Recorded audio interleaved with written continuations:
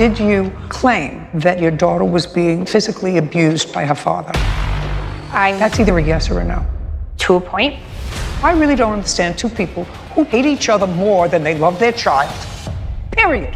This is Judy Justice. Ms. Brown and Heather Palin are suing Heather's ex-husband, Scott Mannis, for impound fees, harassment, and defamation. Court come to order. All rise. Have a seat, please. Kevin approaches the bench.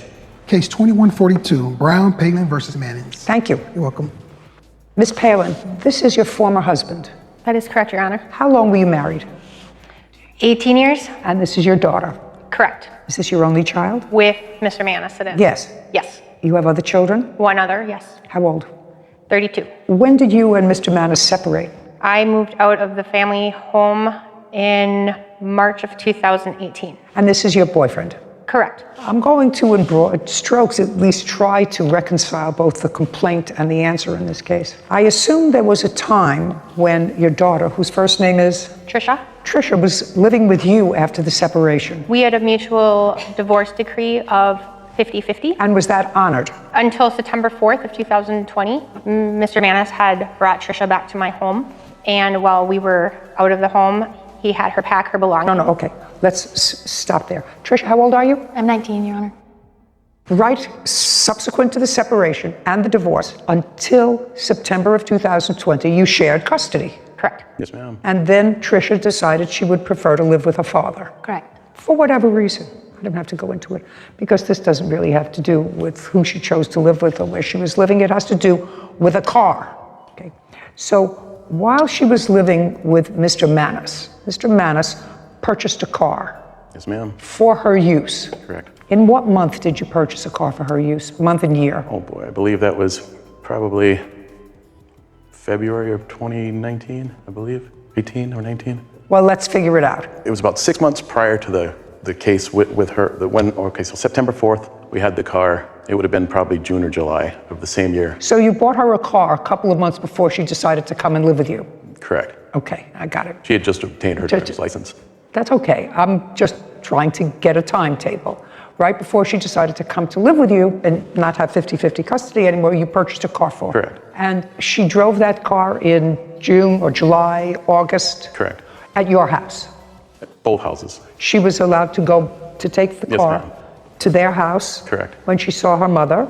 Yes. And then bring it back? Correct. There was a time when you took the car away from her. When was that? Probably mid-August. Mid-August of 2020? Correct. Well, the threat was to take the car away because her grades were slipping. I didn't actually take the car away. When did you take it away? I actually never did take it away. Her mother and her mother's boyfriend decided to purchase her another car to eliminate my threat of taking away the car. Well, I don't know if that's because, but they decided to purchase another car. And what did you do with the car that you had gotten for your daughter? I sold that. When did you sell it? Probably a month or so after she got the other car. And the threat was made to your daughter because you were concerned about how she was doing in school or how she was doing socially. What were the reasons? Well, her grades were slipping. Okay. So I wanted her to concentrate more on her grades rather than... Grades were slipping? Correct, at school. Did she give you any reason for that? She was under a lot of pressure with the divorce. So you purchased a car, Mr. Brown and Ms. Palin, with the understanding, according to your complaint, that the car would remain in your name. There would be payments made on the car, and once the car was paid, it would transfer to Trisha. Well, one thing led to another. Things sort of went south. And according to what I've read in these papers, you got sort of annoyed. And the car that you had purchased was in the physical custody of Trisha, who was living with her father. And Mr. Mannis caused the car to be towed and impounded, which caused you substantial expense to get the car out of impound. And he did that maliciously. Correct. And you want him to pay those expenses because you did, in fact, get the car out of impound, subsequently sold it. How much were the impound fees? $1,565 and 22 cents, Your Honor. Okay. And Mr. Mannis, in defense of that, acknowledges that he towed the car, your car. He towed the car, which was at your house. Your Honor, I had... Where was the car? The car at the time was at my house. That's what I'm asking you. The car was at your house. You had it towed to impound. And you had it towed on what date, sir? The car was impounded on September 4th. Of what year? 2020, I believe. And your defense for doing that Your Honor, he Just a requested. second. Your defense for doing that is that you were merely following Mr. Brown's instructions. And the police officers. You were following Mr. Brown's instructions. Correct. That you have a police officer here. I have several police reports, Your Honor. About what? This isn't just about the car. There's several years of harassment. No, I'm dealing with the car. I understand. Right now, I'm dealing with the car. So I have the several officers that came, instructed us to get the car removed from the property. Well, that may be, sir. You can have the car removed from the property and ask the police to have it deposited in front of their house. I understand. Yeah, you chose not to do that. May I show you his request to have the car towed? He offered a reward for the car to be towed. Just a second. I want you to tell me where I'm wrong so far. Scott grins and shakes his head. Caption coming up. See, what we can all do to make her as unhappy as possible. So I really don't understand two people who probably, in their own way, love their child, but hate each other more than they love their child, which to me is absolutely bizarre. Scott shakes his head. A courthouse. The Judy Justice logo appears. In the courtroom, Curtis, Heather, and Scott. Curtis Brown and Heather Palin claim Heather's ex-husband, Scott Mattis, owes for impound fees. Scott is countersuing Heather for filing a false CPS report. Okay. You had the car towed to an impound. You did not call him or your ex-wife the day that you had the car towed to impound. It was some period of time later, if the fees for impound were $1,500. Your excuse for that is you were merely following his request. His request. That's what you wrote in your answer. Is that wrong? No, Your Honor. Okay. Well, so now we know that you didn't notify them when you had the car towed. Your Honor. Because you could have had the car towed to the local police precinct and called them and said, come pick up the car. It can't be in front of my house anymore. Your Honor, He was when actually at my house that night. Just a second. I didn't ask you anything. Sorry. Go ahead. the police, when they came to our house, the car was present. They acknowledged the presence of the car. You can't tell me what the police did, sir. I have the reports, Your Honor. I'd like to see, I will see the report. What I'm asking you is, there are two things. If you wanted the car out of your custody and you wanted to quietly and stop the friction, send it back to the people who purchased it, you could have done that. You chose not to do that. Your Honor, the reason I chose not to do that is because of I have several false allegations from CPS, the police. I did not choose to have any contact. You don't have to have any contact with them, sir. In order to. You don't have to have any contact with them. Just like you paid a tow truck company to take the car to impound, you pay the tow truck company, you live in a private house or an apartment. Private house. You have the tow truck company drop the car off in front of their house. Now, after you had the car towed to an impound company, did you contact them in any way? No, I didn't. No. I was instructed Did you not ask to the by police to contact them and tell them? The police knew, yes. I didn't ask you what the police knew. You can't tell me what the police knew. So you had the car towed on September the 4th. And when were you notified the car was an impound? I received certified letter on September 26th, which was a Friday.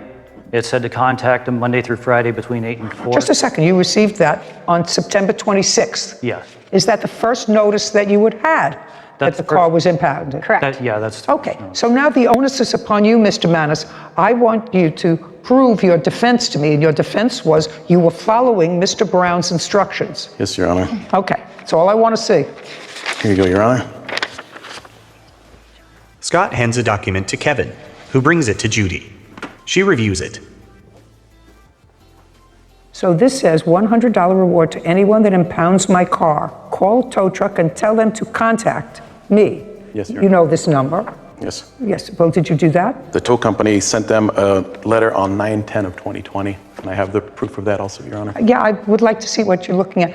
That's not on September 4th. No. That's not on September 4th. 9/10, they sent that out, Okay, the notice. let's see. Judy reviews another document. Well, this says that attempts were made on 9/21, 9/26, and 10/5. That's what it looks like, attempts made. That's when they had attempted to deliver, but they did not pick it up. So they had no notice. They had notice. No, did they not had pick no it up from notice. there. They didn't pick had it up. no notice. If they would have gone to their post office box, they would have had notice. If I had taller parents, I would have been 5'7". Heather grins.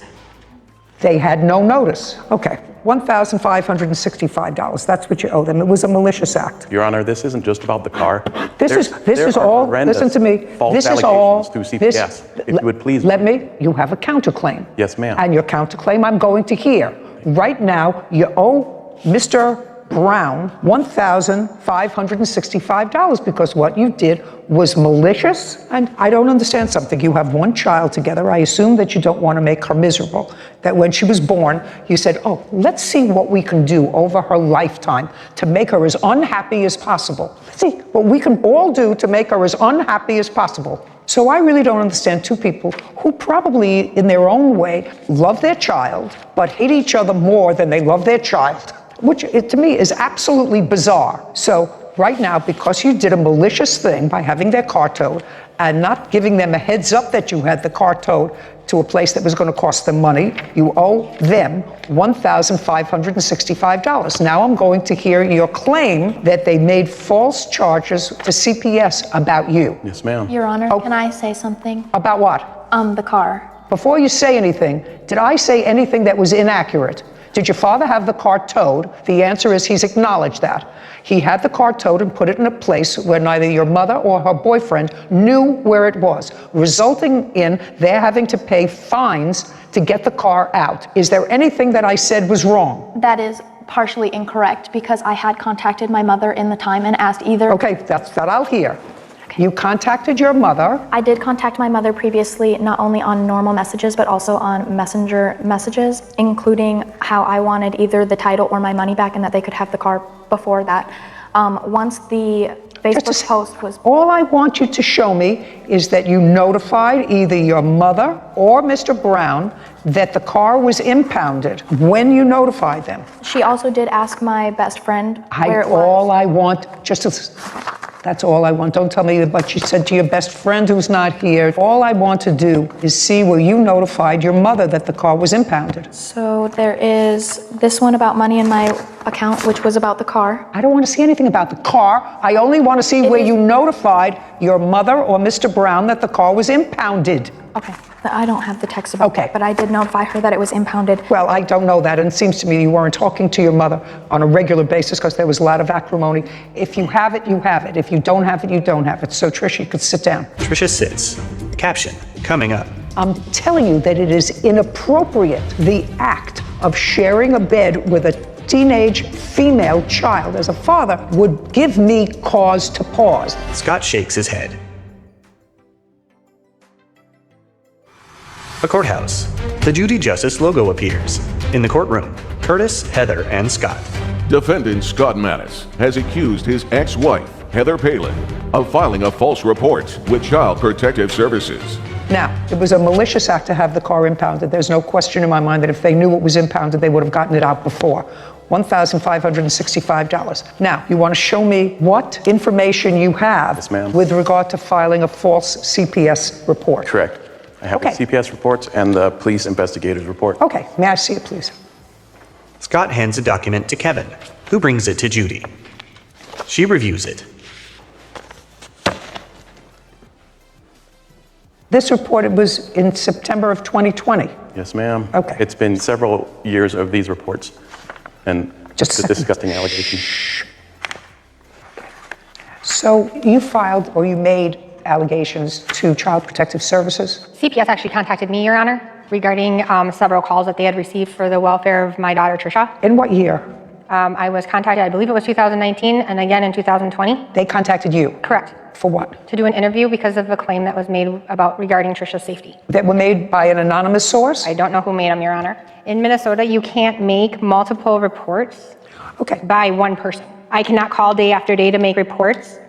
I'm just asking you, did you at some point claim that you had reason to believe that your daughter was being in some way physically abused by her father? That's either a yes or a no. Yes, to a point. Yeah, okay. And part of that involved a sexual abuse. That one was not claimed by me. I did state to CPS that he does have her sleep in his bed with him. Well, I have to tell you something. Which is a little weird. I have to tell you something. That doesn't seem a little weird. It seems a lot weird that your daughter acknowledged, sir. Your Honor. Your daughter.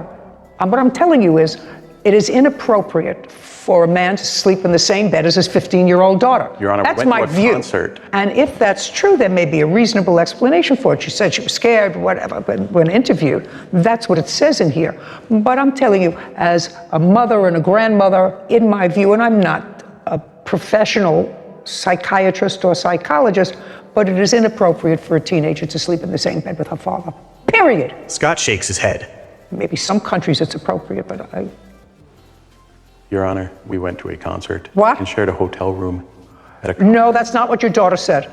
No. That's not what your daughter said, sir. May I finish? Yes. When she was going through all the stuff with the divorce and everything, she came into my room. I was asleep. She laid next to me. I'm asleep. Listen to me. I'm not suggesting Your Honor, that there's anything nothing inappropriate, appropriate. sir. Absolutely right. Understand this. I'm not suggesting that any inappropriate actions happen between you and your daughter. I'm telling you that it is inappropriate.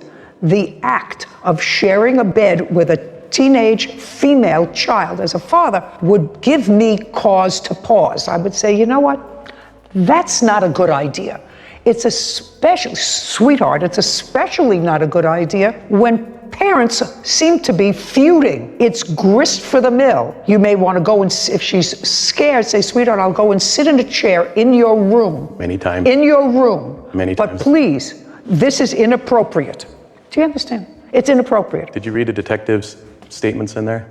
No, I'm not interested in the detective statements. Obviously. If what your daughter says is true as a result of the investigation, then there was reason for somebody to suggest to CPS to do an investigation. So listen, bottom line, I can't tell the two of you to stop feuding.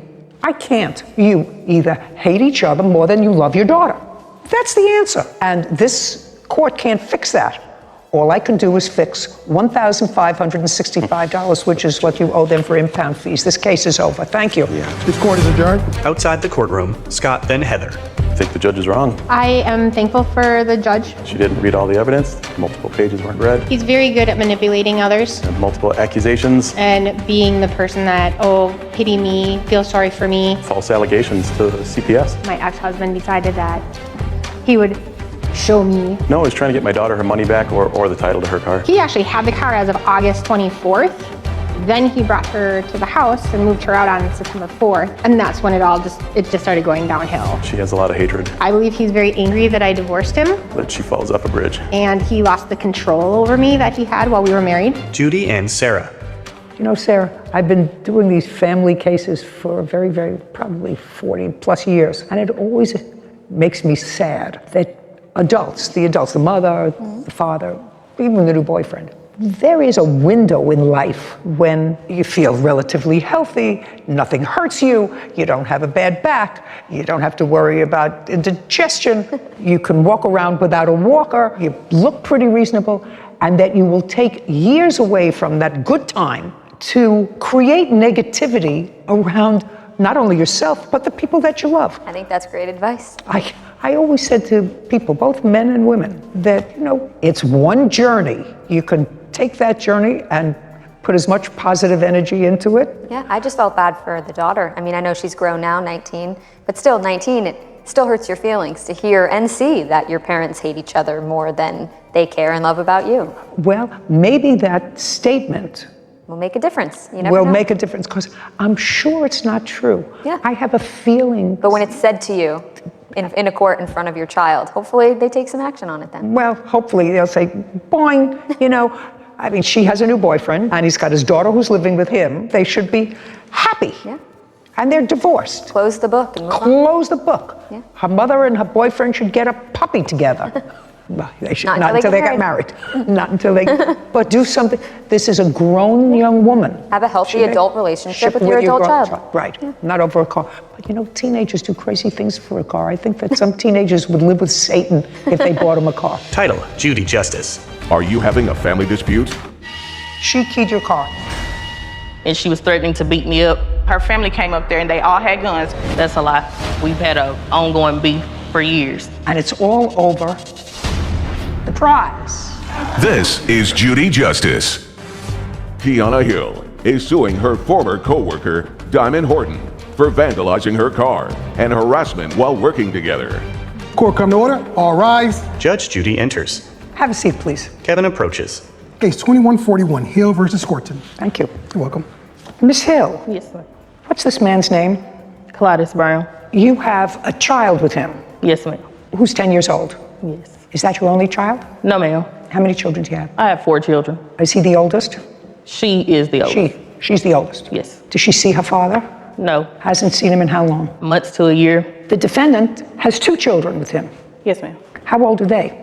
Well, he'll be 2 on the 9th, and then I have a 10-month-old. And then, according to what I've read here in either the complaint or the answer, he has at least 1 other child. Yes, ma'am. Which is how old? Probably about 7. Does he see that child? Every blue moon when she brings him. So once in a while?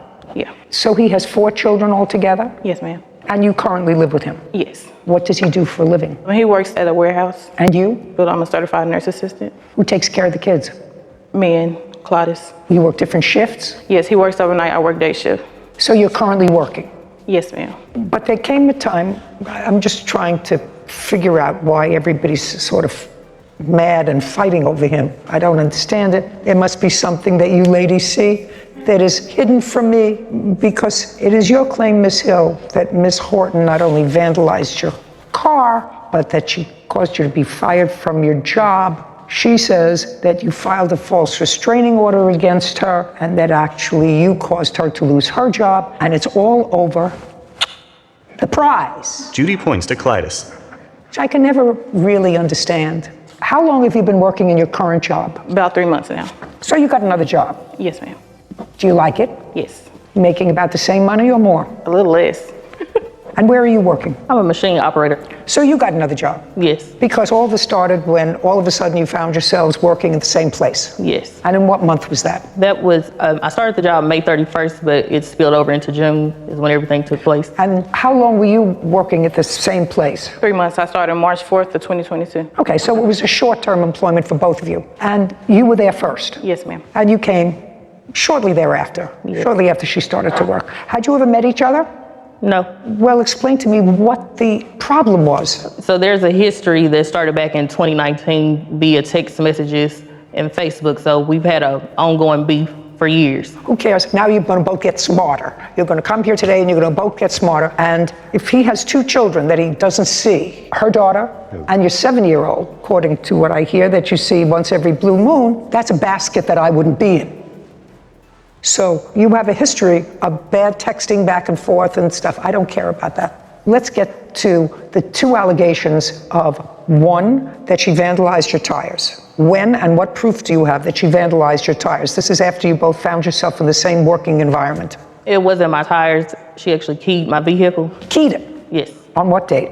On June 18th. And I have my police report from that. Okay, I'll look at the police report. Did you see her key your car? I did not see her, but I requested video footage from the job, and they stated that they would give me the video footage. Do we have it? We don't have it, but the city attorney was unable to receive it as well. But I have a letter from the city attorney. You don't have it here for me, and you didn't see her key your car? Yes. What we're here for is a trial, so I need what proof you have that she keyed your car. I assume your car was at work? Yes. When it was keyed, okay? And I'm assuming that you don't like each other, that things got nasty, heated on social media, back and forth. I'm assuming all that is true. All I need for you to show me is proof that she keyed your car. Well, I have audio recording from HR where they're stating that everything was initiated by the defendant. And Arkansas is a one-party state, so I can play the audio for you. No, was she on the audio? They're talking about the video in the recording and that they were supposed to give it to me. Can't help you. Okay, the next part of your case is that she caused you to lose your job. Yes. Go. So I have my termination letter stating that the defendant. I'd like to see a termination letter. Kiana hands a document to Kevin. It's a joke. Diamond smirks. Kevin hands the document to Judy, who reviews it. This is the description of the termination letter and description of the violation. Kiana has been involved in altercations with another employee. While the other employee instigated the situations, it has gotten to a point where multiple other staff are now involved. I don't know what that means. At this point, it is affecting patient care and causing a hostile work environment. Termination effective immediately. I assume that you have a similar letter because you were terminated. May I see it? Yes. Diamond produces a document, then hands it to Kevin, who brings it to Judy. I also have a final warning. Just a second. Judy reviews the document. Okay, on Wednesday, June 15th, 2022, Diamond, that's you. Yes, ma'am. Was given a final written notice concerning harassment of other employees. It has since been reported that the harassment has continued. Also, multiple other staff have been pulled into this situation to the point that it's affecting patient care, and it's a termination letter. Okay, so I'm assuming since you got this, you were notified previously about having any communication with each other. You were not. I was out for COVID. I had just got back to work June 15th of 2022. And I found out that Hill was working there. I never knew she was working there at all. And so I got called to the office. Caption coming up. What was the beef about? I don't understand. The other baby mama is the reason why we're into it. The 7-year-old's mother? Yes. The 7-year-old's mother? Yes. Yes. And later today, How much money in total did you pay Miss Goodwin for her work in planning your wedding? I paid her $50. Well, don't you think that's ridiculous? A woman grins. A courthouse. The Judy Justice logo appears. In the courtroom, Kiana and Diamond.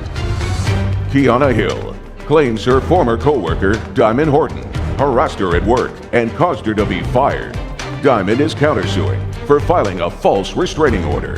My question was a relatively simple one, because I'm going to make this as simple as possible before I probably dismiss both of them. I would like to see, after June 15th, 2022, up until the date of the termination, which is June 23rd, 2022, how the harassment continued. I would like you to show me from June 15th. The actual date was June 14th. Well, this says June 15th. I wasn't working.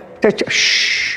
This violation, my friends, is when we have the date timestamp. I just want you to show me after June 15th, between June 15th and June 23rd, Yes, ma'am. what further acts that you allege are acts of harassment occurred.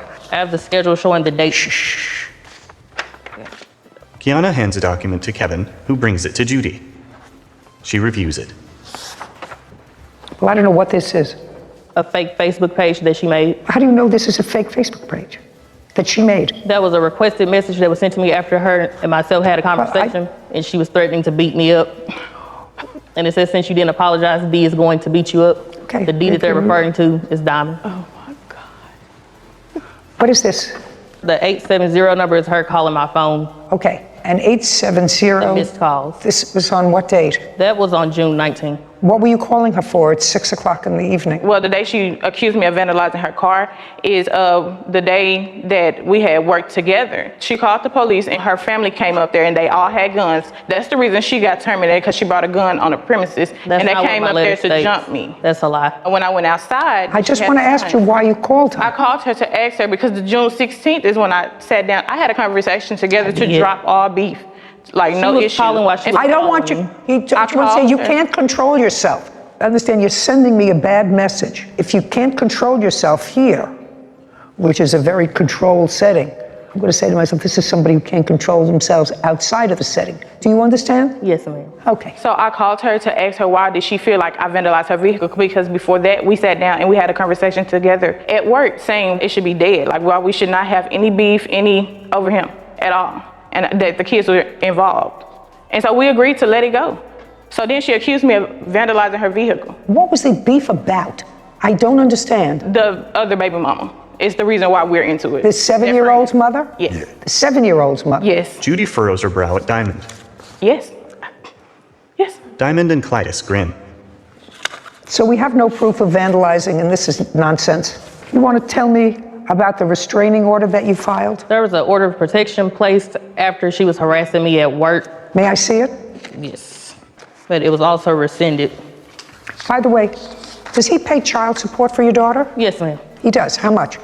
He pays probably about $239 every 2 weeks, somewhere around Does he pay it to you? Yes. Well, it's through child support. But he pays it to you? Yes. And he's current? Yes. Well, there's back pay, but he's currently paying. Okay. So was there a hearing on this order of protection? It was not. There was No, not. ma'am, there was not a hearing. Just a second. Did you appear?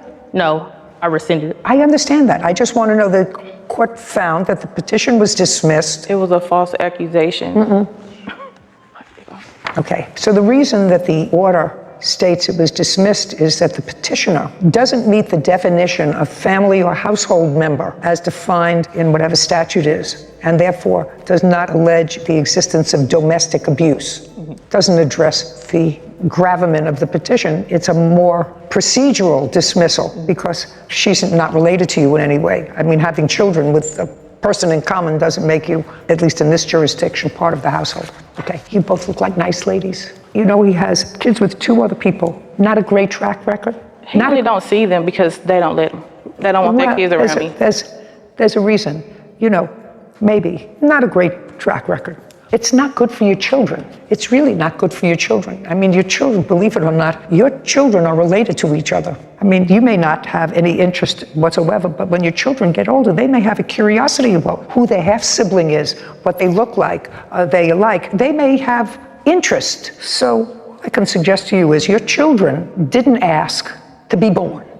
The idea that you exert any energy whatsoever, negative energy with regard to each other, is ridiculous. Really ridiculous. But for him, you wouldn't have any contact with each other. Am I reading that right? Yes, ma'am. Yeah. Well, why? He hasn't been in your life in years. And I know that he shouldn't have been in your life at least for the last 7 years because he's got a 7-year-old with somebody else, right? And you have a 10-year-old. Goodbye, except for your daughter. And Could I state that the situation is not about him, it's about the harassment, the lost wages.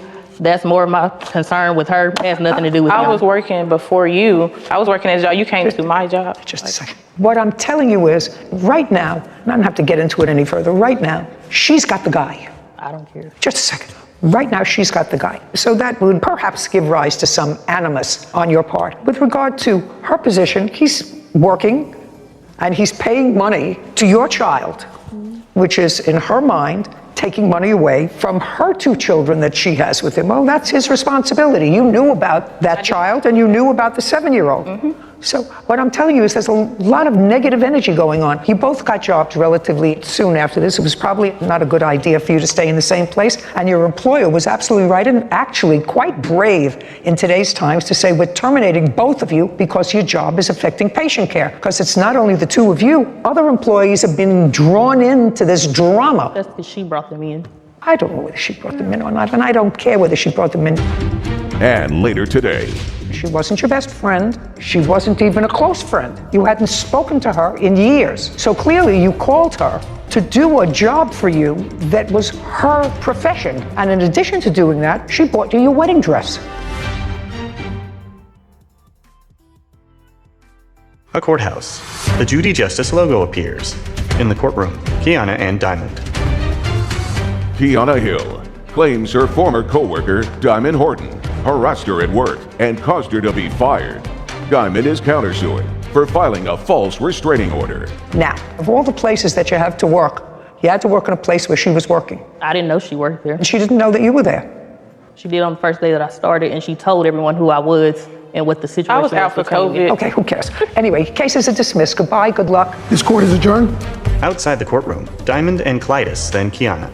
I feel like the judge, she made the right decision. She didn't listen. Because I'm with her baby's father, which is now my baby's father. He had nothing to do with this situation. I just want to be there for my kids. Judy and Sarah. You know, to his credit, he's paying support. Sure. Has a job. Has a job. And I don't know why these 2 women feud when, according to plaintiffs, she has no interest in him anymore. And she's getting support. She's getting support. I just don't understand. There are so many things that life has that present obstacles. Why fight over a guy? There's many good causes you could get behind and fight for. Let's choose one of those. Right. Case number 2149, Goodwin versus Philpott. All parties, please step forward. Manuelita Goodwin is suing wedding planner Kayla Philpott for repayment of items purchased for Kayla's wedding. Miss Philpott, how long have you known Miss Goodwin?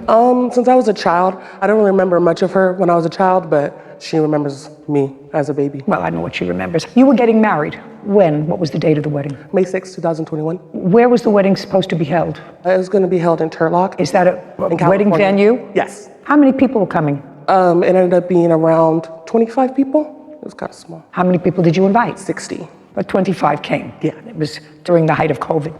Tell me, when you contacted Miss Goodwin, you contacted her because you knew she was a wedding planner, right? Yes. And when did you contact her? I believe I contacted her in January. And at the time you contacted her, had you made any wedding plans at all? Very little. Okay. During the course of your wedding plan, and she said she would help you. Yes. Prior to January 2021, when you contacted her, when was the last time you saw her? I can't even remember. What was it, in 2020? No. 2019? No. So you hadn't seen her in at least 2 or 3 years? Yes. How many times in that 2 or 3 year period did you communicate with her by text or by phone? Never. So the reason that you called her in January of 2021 was to assist you with your wedding? Yes. And she did? Yes. That's why we're here. Yes. She said she laid out a whole bunch of money for you in planning your wedding and purchasing things for your wedding, and she wants to be reimbursed for that. So when you called and asked her to help plan your wedding, what did you ask her to do for you? I asked her to help me because I really didn't have a sense of direction of what to do for a wedding. And I asked her if she would pay for a decoration. And then I told her that I was getting my tax return and that I'd pay her for the decoration. And we started with that. Started with that. Mm-hmm. How much money in total did you pay Miss Goodwin for her work in planning your wedding? I paid her $50. Well, don't you think that's ridiculous? It is ridiculous, right? You called her and engaged her to be a wedding planner for your wedding. She wasn't your best friend. She wasn't even a close friend. You hadn't spoken to her or seen her in years. So clearly you called her to do a job for you that was her profession, her vocation.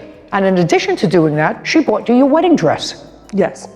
How much was your wedding dress? I ended up, we got a few dresses. The first one didn't work out. And I believe that one was $200. And then who paid for that one? She did. So the first one didn't work out. Mm-hmm. That was $200. Yes. And it didn't work out. Why? I didn't like the fit on it. Didn't like it. Okay, but you bought it. Well, Yeah. she bought it. Yes. And where is that dress now? I gave it back and we ended up returning it. Okay, so you got your money back? Yes. Oh, great. Strike that out. And what about the next dress? The next dress, it was from Amazon and we didn't like the fit either. So we ended up returning that one. And that one was. Who ordered that dress? You or the plaintiff? I believe it was me. Okay, and what did you finally end up with? I ended up getting a dress from David's Bridal that I really liked. How much was that? I believe it was $500.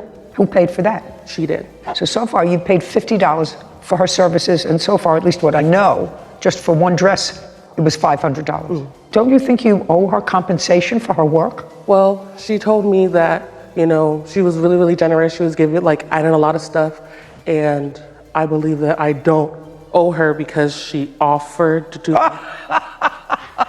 It sounds stupid to you. Okay, I know it sounds stupid to you. How much did you lay out for her wedding? In the receipts that you have for me, how much did you lay out for her wedding? $32,87.95. And when you asked her to be reimbursed for that money, what did she tell you? That she was going to pay some of it when she received her tax returns, actually her wife's tax returns, and also she was working overtime to pay me back. She also stated that she was going to be getting a judgment from a State Farm check, that she would be making payments, and she did pay the $50 after she made a payment arrangement with me to pay $200 a month back. And she did make the first payment of $50, and from that point, she didn't make any additional payments. So we did work together, Your Honor, to try to sell the items that were at her sister's home. I requested both Kayla and her wife at the time to sell the items. They're sitting in her sister's garage in Stockton, where I do not live. I did come down for 2 weeks to try to help sell those items. Were any of those items sold? Yes. Did you get any money back from I those? did. How much? $106, and then I had to pay for shipping for those items. How much did you pay for shipping? $75. And the rest of the items are still in her sister's possession. Okay. $32.26. How much did you pay for your wedding other than the plaintiff's participation? $8,000. Did you pay that? My mom paid for the venue and then I paid for the other things. How much was the venue? $4,000. So you paid $4,000. You personally, and what about your wife? Well, we share an account, so it was from both of us. What about her $3,200? Just don't have it. Just didn't pay it. Okay. Anything else, Ms. Good? No. $32.26. Judgment for the plaintiff. This court is adjourned. Outside the courtroom, Kayla then Manuelita. She told me that a lot of the stuff was gifts. I don't have any more wedding woes. She did a great job with the wedding. She thought it was a gift. She's really, really gifted at that. Never gonna loan money to her again. Sarah and Judy. That was a relatively easy case. I think even the defendant acknowledged, besides just relying on the goodwill of the plaintiff, she had no real excuse to not pay her back, and Makes our job easy. Some are easy, some are hard. Yeah. Title, Judy Justice. Want justice? Go to Judy Justice. There was this truck you had with your aunt. I told her that I could pay it in monthly increments He was never able to go and transfer the title. because there was not one. I had an officer knock on my door, try to give me a grand theft auto charge. When did it become uncivilized? This is Judy Justice. Susie Canales is suing her nephew, Noah Tiarina, for the cost of a Toyota 4Runner. Court come to order. All rise. Judge Judy enters. Have a seat, please. Kevin approaches. Hello, Judge. Thank you. Case 2160, Canellas versus Tiarina. Thank you. Judy turns to Susie. Ms. Canales, is this your son? Yes, ma'am. And his name is Chris? Yes. Okay. This case is about a truck Toyota 4Runner, yes ma'am. that was titled in your name, about 21, 22 years old, but was in the possession of your son, Chris. Yes, ma'am. And then Chris went to jail. Yes. And your great nephew moved into that house. Yes ma'am, correct. And you moved into that house with your wife, girlfriend, Fiance. fiance. When are you getting married? So we're waiting on our second daughter in February, so after February. Okay, well, that's not the way we usually did it 100 years ago in the Stone Age, but I understand that that's the way a lot of people do it these days. Anyway, you moved on to the property. When you moved on to the property, in addition to some other things, there was this truck. When did you give your son the truck? In what year? It's always been his truck, but I titled it over to him in 2021. Okay, so you signed over a title to him. Yes, ma'am. So it's not your truck anymore. So what are you doing here, suing for it? He was never able to go and transfer the title or go and register it, so Because there was not one. If you say that again, it won't be good for you. We don't shout out here. I run a very organized shop. Got it? Yes ma'am. Okay, so you acknowledge that it's always been his truck. Did you buy it new? I bought it used for When? graduation in 2005. What's the value of it? Just Between 3,000 to 5,000, but that's based on 100,000 miles and good condition. So okay. Chris, stand up, please. On what date did you go to jail? April 20th, 2022, How long were you there? till July 11th. What were you there for? Drug charge? Is that still pending? No, ma'am. When you were arrested or when you were incarcerated, was there an engine in this truck? Be very careful in your answer. Was the truck running? Yes, ma'am. How many miles did the truck have on it? Roughly 220,000. And you were in the house and you disposed of the truck. Amongst other things, yes ma'am. All we're talking about here is the truck. Okay. On what date did you dispose of the truck? In August, whenever me and Susie made a verbal agreement for me to have ownership of the truck because it was no longer running. How did you dispose of it? It was towed away to a junk shop and used for parts. You have any paperwork? I have paperwork for the towing. Great, I'll see the picture and I'll see the towing receipt. That tells you that it wasn't working. with the new mileage, about 1,900 to 4,000 would be the Okay. range. Again, for good condition. Judy reviews a document. Okay, and this is an invoice for $75, junked vehicle towed, no keys, no title, doesn't run, wrecked. Kevin, show this to Chris. Kevin hands the document to Chris. So that's what you're suing for. You're suing for the value of the truck because it's been junked, so you want $5,000. The truck, at best, if it were running, would be $1,900. According to this, it wasn't running. Now, Mr. Tarina? Yes, ma'am. I want you to tell me the conversation you had with your aunt. Her son was now out of jail because if this happened in August, you got out of jail July 11th. Yes, ma'am. Where did you go? I went to my mother's house. And that was before the truck was towed. Yes, Your Honor. Chris, did your cousin tell you that the truck wasn't running? No. When did you find out that the truck wasn't running? I was always assuming that it was running. I did attempt to contact him, and he told me to come pick up the truck. And I told him I was on my way. I believe it was on the July 15th. We have the text messages here. I'd like to see them. Chris hands documents to Kevin, who brings them to Judy. She reviews an image of a text message.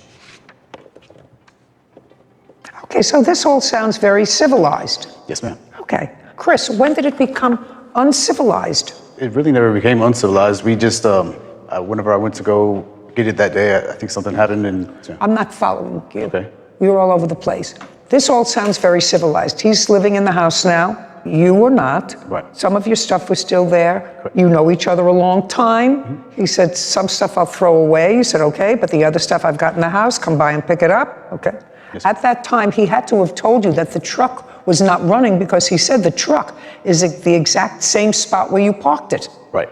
Well, I just assumed they didn't have the key because a lot of my belongings got thrown away. Well, they didn't have the key because the people said that there was no key. Right. That's just why I assumed the truck was still in the same spot. Okay. Now you find out that the truck is not running, right? Because you went there to pick up some of your stuff. Come on. Yes, ma'am. Yes, and that was in July because you said you were coming over July 15th. Yes, ma'am. So you came to his house where your truck was sitting. Yes, ma'am. What did you find out about the truck? The truck was still in the same spot and it wasn't running. Same spot? Same spot. Did anybody prevent you from taking the truck when you came? No, ma'am. Why didn't you take it? Just simply for the key. I didn't have the key to turn it on. Just a second. April, May, June, and July. So the car had not been touched in 4 months. That's what you're telling me, while you were incarcerated. And if you just said to me the car was in the same spot from the time you left now, and there was no key, so you had no idea whether the truck was running or not, right? Well, I just assumed that it wasn't running because of the key, the no key. If you were that interested, you would have found out. You would have called a mechanic, they would have come, they would have jump-started the truck, and somebody would have made you a new key. Then you could have taken the truck. He doesn't have to keep your truck on his property. Well, first of all, my family member said that they were evicted. They had not been evicted. What evicted? What does that have to do with the truck? At the time, Your Honor, he, of course, was incarcerated. No, he wasn't incarcerated. He wasn't incarcerated when you gave him the truck. No, he was not. No, I see, I have the dates here that you told me. He wasn't incarcerated. He wasn't incarcerated for a year, and he didn't transfer the title. I asked my family member if I was able to go into the house and remove all his items and look for the key and the title so I can have the vehicle removed, and everything was thrown out of the house. So when he came to pick it up, it was gone the next day. Noah grins. Caption coming up. I have text messages right here saying that she doesn't like being lied to and she's gonna go the court route. I had an officer knock on my door at 8 o'clock in the morning and serve me papers, try to give me a grand theft auto charge and have a felony on my name. Can I see the text message that she sent to you afterwards? Later. He says you didn't make any payments. I never said I was gonna pay that back. Well, you told me that you asked him if you could borrow some money. That's A what you couple said. times I asked to borrow money, but the entirety of that, all that, like I didn't say I was gonna pay that back. And he should know he was just being nice.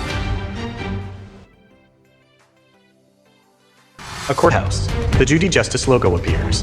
In the courtroom, Susie, Chris, and Noah. Susie Canales claims her nephew, Noah Tiarina, owes for the cost of a Toyota 4Runner. What I'm telling you is he was not prevented from taking the truck the day that he came, which was mid-July. He didn't dispose of the truck until August. That's what this receipt says.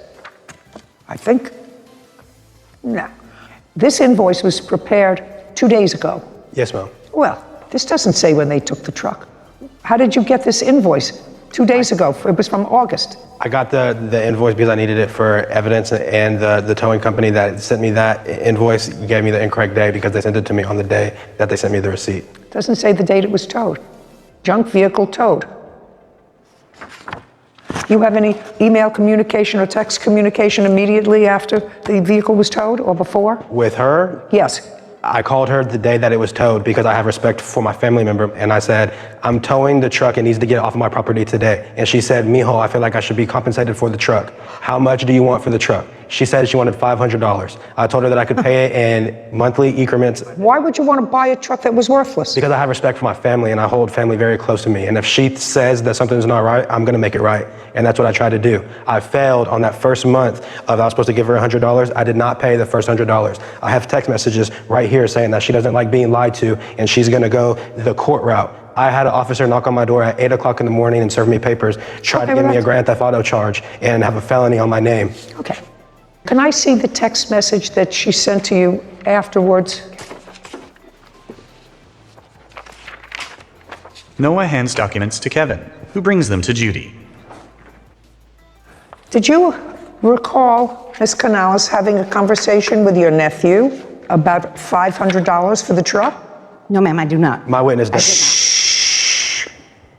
How was he supposed to pick up the truck when he just got out of jail the day before you had it towed? And I asked for permission to look for the keys and title, but everything was moved out of the garage. At that time, I was taking my mother to the hospital. But it's okay, I just go through the court process. Regardless, you're going to get your money, Aunt Susie.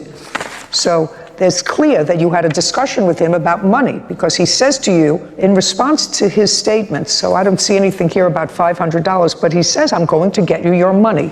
Well, you didn't say to him, what money are you talking about? I just told him I was done. You said, I'm tired of the back and forth, which leads me to believe that that's exactly what happened. Do you have any other documentation of this communication that you had with her? I mean, it's a useless piece of junk of a car anyway. The only thing I have is a letter of me mailing her the money order. That letter that I mailed her, I have no idea where it is. Well, I don't know where it is either, but that's a self-serving document. I don't care. But you acknowledge that you told her that you would pay her $500 for the car. She's the registered owner. Is that correct? Correct. Judgment for the plaintiff in the amount of $500. I believe you. Your Honor. This court is adjourned. Chris. He knows he did us wrong, and he knows he's lying right now. This is the only reason why he's acting like that, and that's why the reason my mom is so upset. It's sad that it had to end that way for a family member because family is something that I hold very close to my heart, and I don't like to see it in that way. He had free run of all my belongings, and he ended up selling it. But at the end of the day, it's my livelihood and my fiance's little livelihood that's at stake. He knows what he did. I did not take advantage of my own family. Never. Yeah, it tore us up a little bit. It can't be put back together. Judy and Sarah. Troublesome. I'll tell you some of the troublesome things that I didn't even want to go into with them. He went to jail in April. His mother knew where the car was. She could have gone to get the car. She had 4 months. Yeah.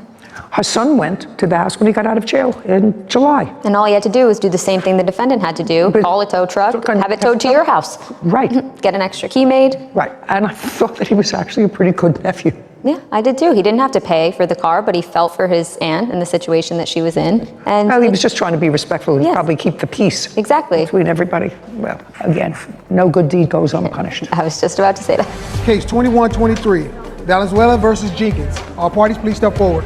Javon Valenzuela claims his former friend, Darian Jenkins, owes for unpaid loans and bail money from a false arrest. Mr. Valenzuela, it is your claim that the defendant, who is a friend of yours, owes you for some small loans that you made to him. Yes. And then it is your claim that he had you falsely arrested. Yes. And you want damages for that. You've known him for a while, according to your complaint. You knew him, you were friendly with him, and then he moved out of state and then moved back. Where did you move to, sir? To Colorado. And you moved to Colorado from where? From Texas. And in Texas is where you knew the plaintiff. Yes. In what year did you move to Colorado? 2019. And in what year did you move back to Texas? This year, 2022. And why did you move back? Why did I move back? You moved to Colorado for what? My family was up there, yeah. And then my family went back to Texas. Oh, so you moved with your family? Yeah. How old are you? I'm 29. Did you live with your family in Colorado? No, we didn't all live together now. The reason you say you came back to Texas was because your family came back? Yeah. Did you have a job? Yes, I did. Where? I worked from home. What kind of work? For a newspaper.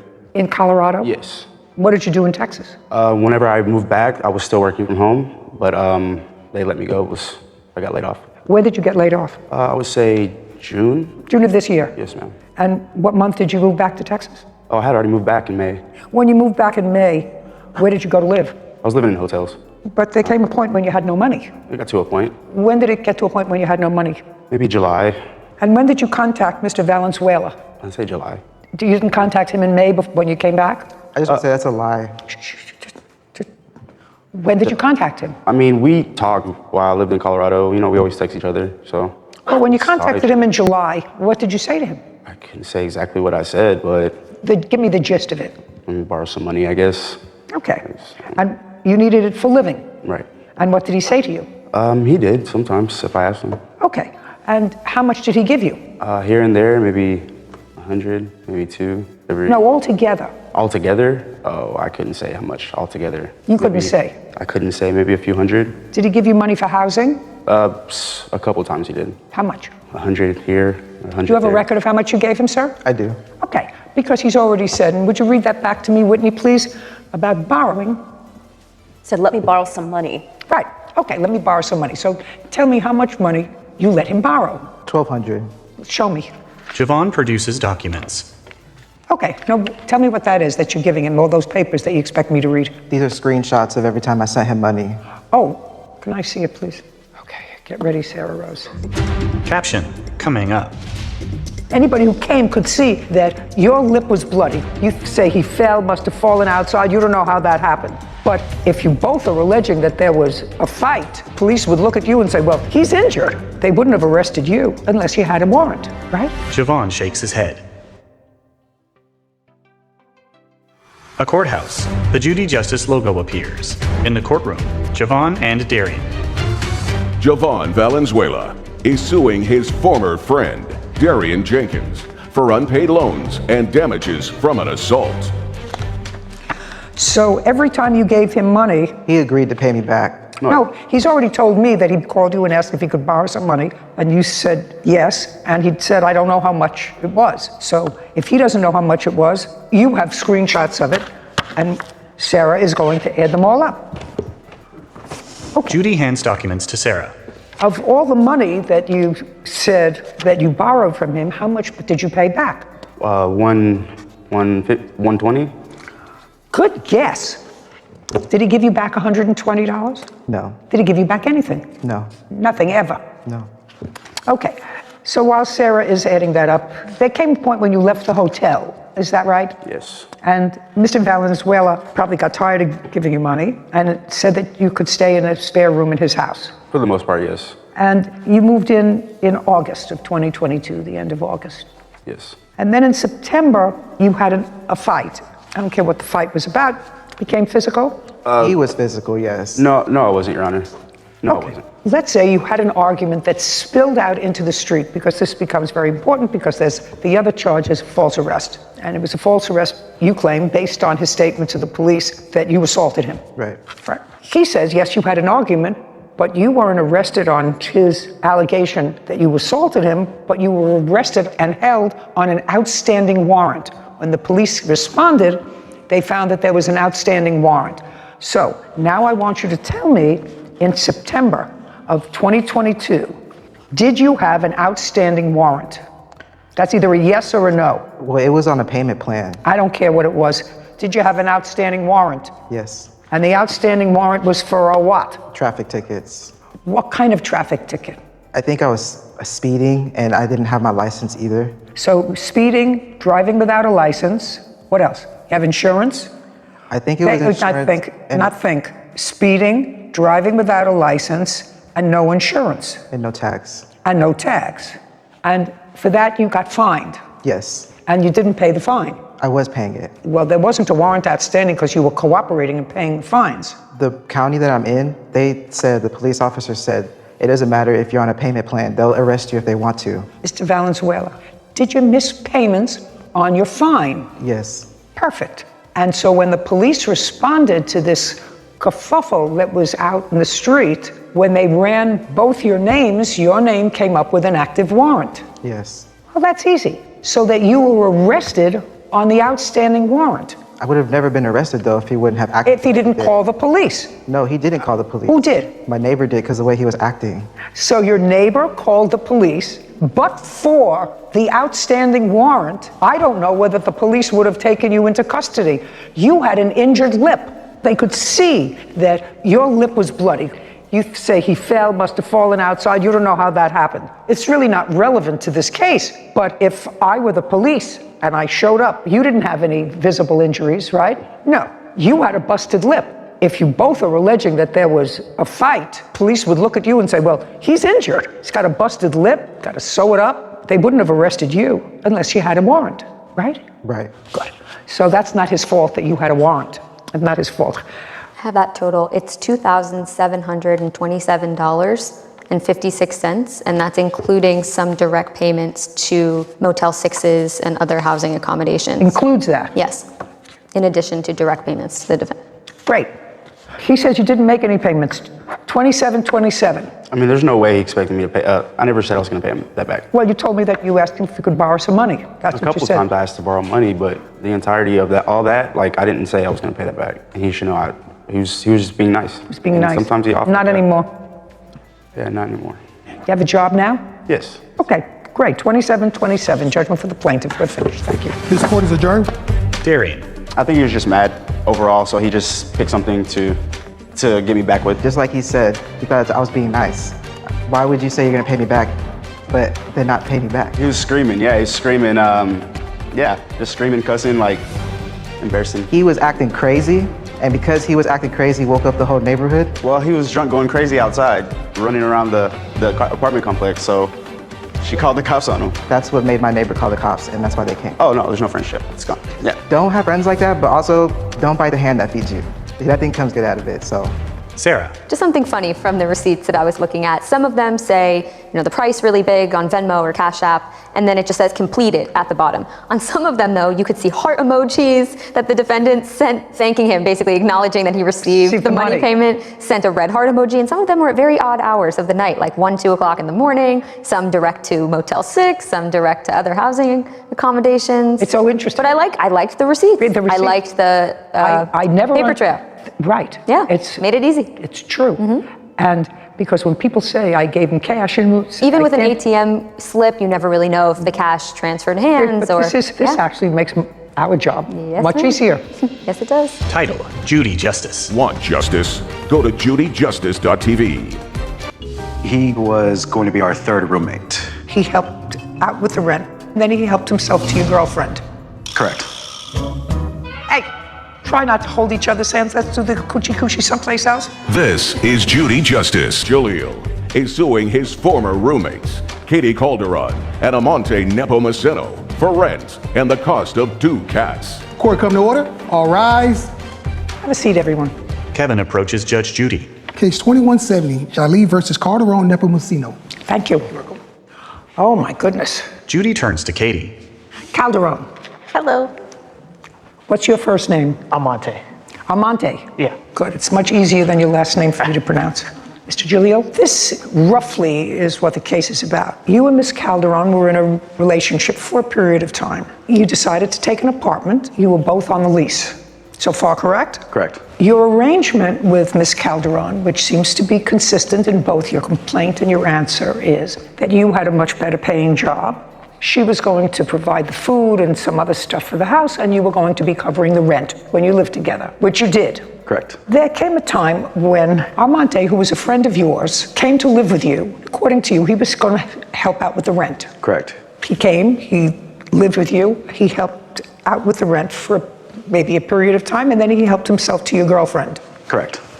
Now they're a couple. When you were no longer a couple with Miss Calderon, she stayed in the apartment for a period of time, but then they both left. Correct. And you're suing both of them for rent and for the return of 2 cats that they took when they left. You claim the cats are yours. That's correct. That's what the case is about. And some cat expenses in the event that I let them keep the cat. Cats. 2 cats. So when did you and Miss Calderon sign a lease together? We signed the lease together at the end of July with the landlord present. July of 2022? July of 2021. Correct. And it was for a year? Correct. And you had a job working for whom, sir?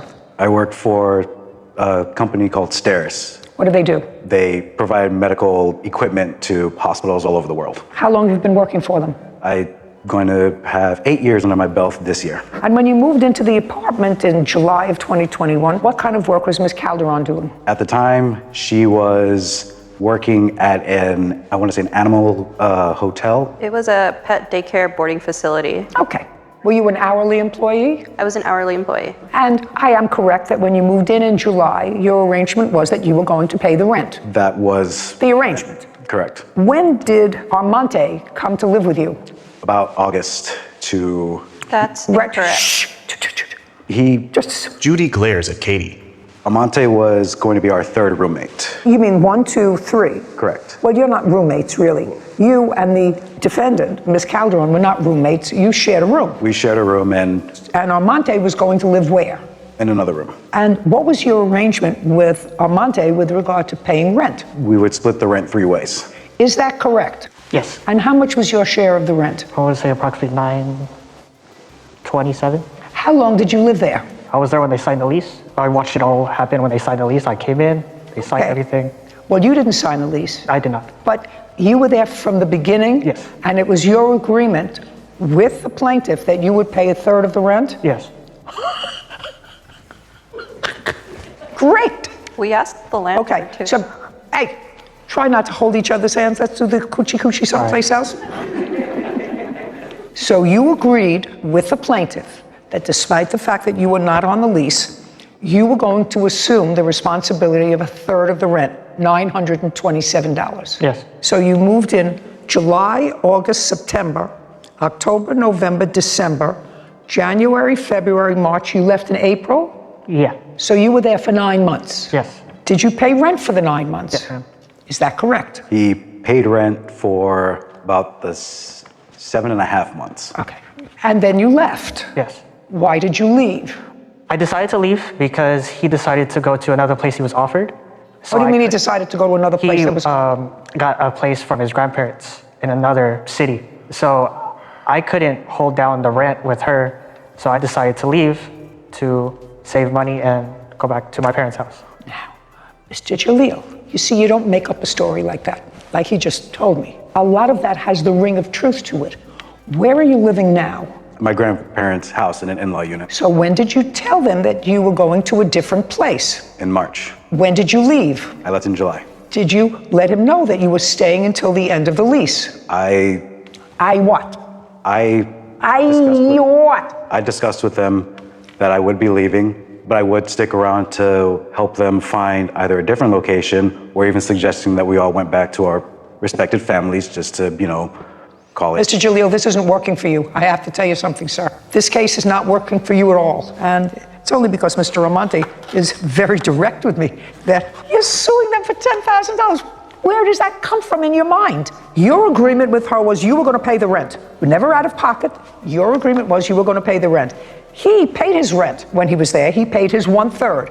You then told them you were leaving. That's a whole different story than what you wrote in your complaint, Mr. Giulio. Do you understand? Correct. It's a whole different story. So at best, Armante would owe you for 3 months' rent if they just left. But you told them that you were leaving. Now, when did you find out that they were a couple? I found out at the end of April. Were you all living together? Yes. So you just had 2 months left to the lease. So he was paying you, he paid you in March, you had May, June, you signed the lease in July, so it was over at the end of June, June 30th. It would have been over at the end of July, Your Honor. Well, she doesn't owe you any money for rent. At most, he owes you 2 months' rent. Tell me why you left. My job doesn't pay that well, so I decided to go back to my parents' house. When you took this apartment, this expensive apartment that was almost $3,000 a month rent, had you had a discussion with Armante about moving in with you before? Yes. Okay. Mr. Jalil, I'm reading your complaint because something wasn't registering right with me. You say you moved into the apartment together in August of 2021. Then you go through a whole bunch of stuff about a cat and then another adopted cat. You said in October we adopted a second cat. Around the same time, a third roommate moved in to shoulder some of the rent. Well, that's not true. He moved in right at the beginning. And that was... That was what? That was... a mistake. That was a mistake. Okay. But Armante acknowledges that he agreed right at the beginning. He volunteered the fact that he was there at the lease signing because it was agreed at the lease signing that he was going to pay a third of the rent. So, sir, you owe him rent as long as you show me that you've paid the rent. You moved out in July? Yes. And you paid your rent through July, or were you evicted? No, I paid my rent in July. Through July? Yes. Okay. 1854. Armante, you owe him $1,854. That's for 2 months' rent. Got it? Okay. I'm not subtracting anything because you stole his girlfriend. That's fair. Caption, coming up. What were you requesting when you filed your small claims case? Either the return of both cats or $5,000. That's not happening for you, Mr. Jalil. And later today. There were restrictions put on the space. No. You have to pay attention. Okay. Sir, because what I'm suggesting is really in your favor. Oh, okay. Let me. Okay. A courthouse. The Judy Justice logo appears. In the courtroom, Kamar, Katie, and Amante. Kamar Jalil claims his former roommates, Katie Calderon and Amante Nepomuceno, are wrongfully keeping his cats and owe him rent money. Now let's deal with the issue with the cats. She doesn't owe you any rent. That was not your agreement with her. You moved out in July. August, September, October, November, December. 5 months ago, she's had both cats, right? Correct. She says they're her cats. When did you first file a small claims case? September of 2022. What were you requesting when you filed your small claims case? Be careful. I was requesting either the return of both cats or $5,000, which was the accumulated expense of not just the cats, but also the expenses of our dogs as well. So any animal expenses for the time. That's not happening for you, Mr. Jalil. When the cats were either registered or went to the vet, whose name is on the sheet as owner? I believe it was Ms. Calderon. Is that correct? That's correct. And she owns the cats, and she's had them for the last 5 months. I suggest that you go and adopt 2 more if you want some more cats. You understand? Yes. You were living together as a couple. However, your friend Armante has to pay you for the couple of months' rent that he didn't, because he says, not you, he volunteered that was your agreement from the very beginning. So he owes you $1,854. We're finished. Thank you very much. This court is adjourned. I think he's just kind of butthurt that I moved on. At least now I can put everything behind me and say that I did try. I didn't think it would escalate this far. All you can do in a situation like this is just you learn from it and you move on. The heart wants what the heart wants. This is what it is. It's life. Judy. I find fascinating, Sarah, that people will write and or be assisted in writing a complaint and an answer, but they read it over. This man is an intelligent man. He has a serious job for 8 years. First of all, he was suing for $10,000. Come up with that money. $5,000 for the cat's expense is ridiculous. But his complaint had really nothing, even the timeline. As your clerk, I know that is a pet peeve of yours when I don't understand. they don't match up. If you're going to tell a lie, at least tell a consistent lie. I think the right thing happened. I think the defendant friend admitted himself that he owed the rent, and that was great, even though he probably should have just announced it. I had not said I was there when the lease was signed. This was always our agreement. Yeah. I was going to be the but third. He was honest, which we always appreciate, and so I think the right thing. So I think he needs to, like you say, put a period, move on. Anyway, all happy, and they look happy. They couldn't keep their hands off each other. Case number 2172, Foster Gardner versus Menzel. All parties, please come forward. Jamar Foster and Sean Garner are suing record producer Livin Menzel for event costs after Livin canceled their Halloween party. Who's Mr. Garner? Mr. Foster? Right here. Are you going to be speaking? You're standing in the speaking spot. Yes, ma'am. Okay, great. According to what I read, the defendant rents a music studio. Is that correct? I rent a facility in which I own a music studio. You rent in someone else's building? Yes. And you're recording people?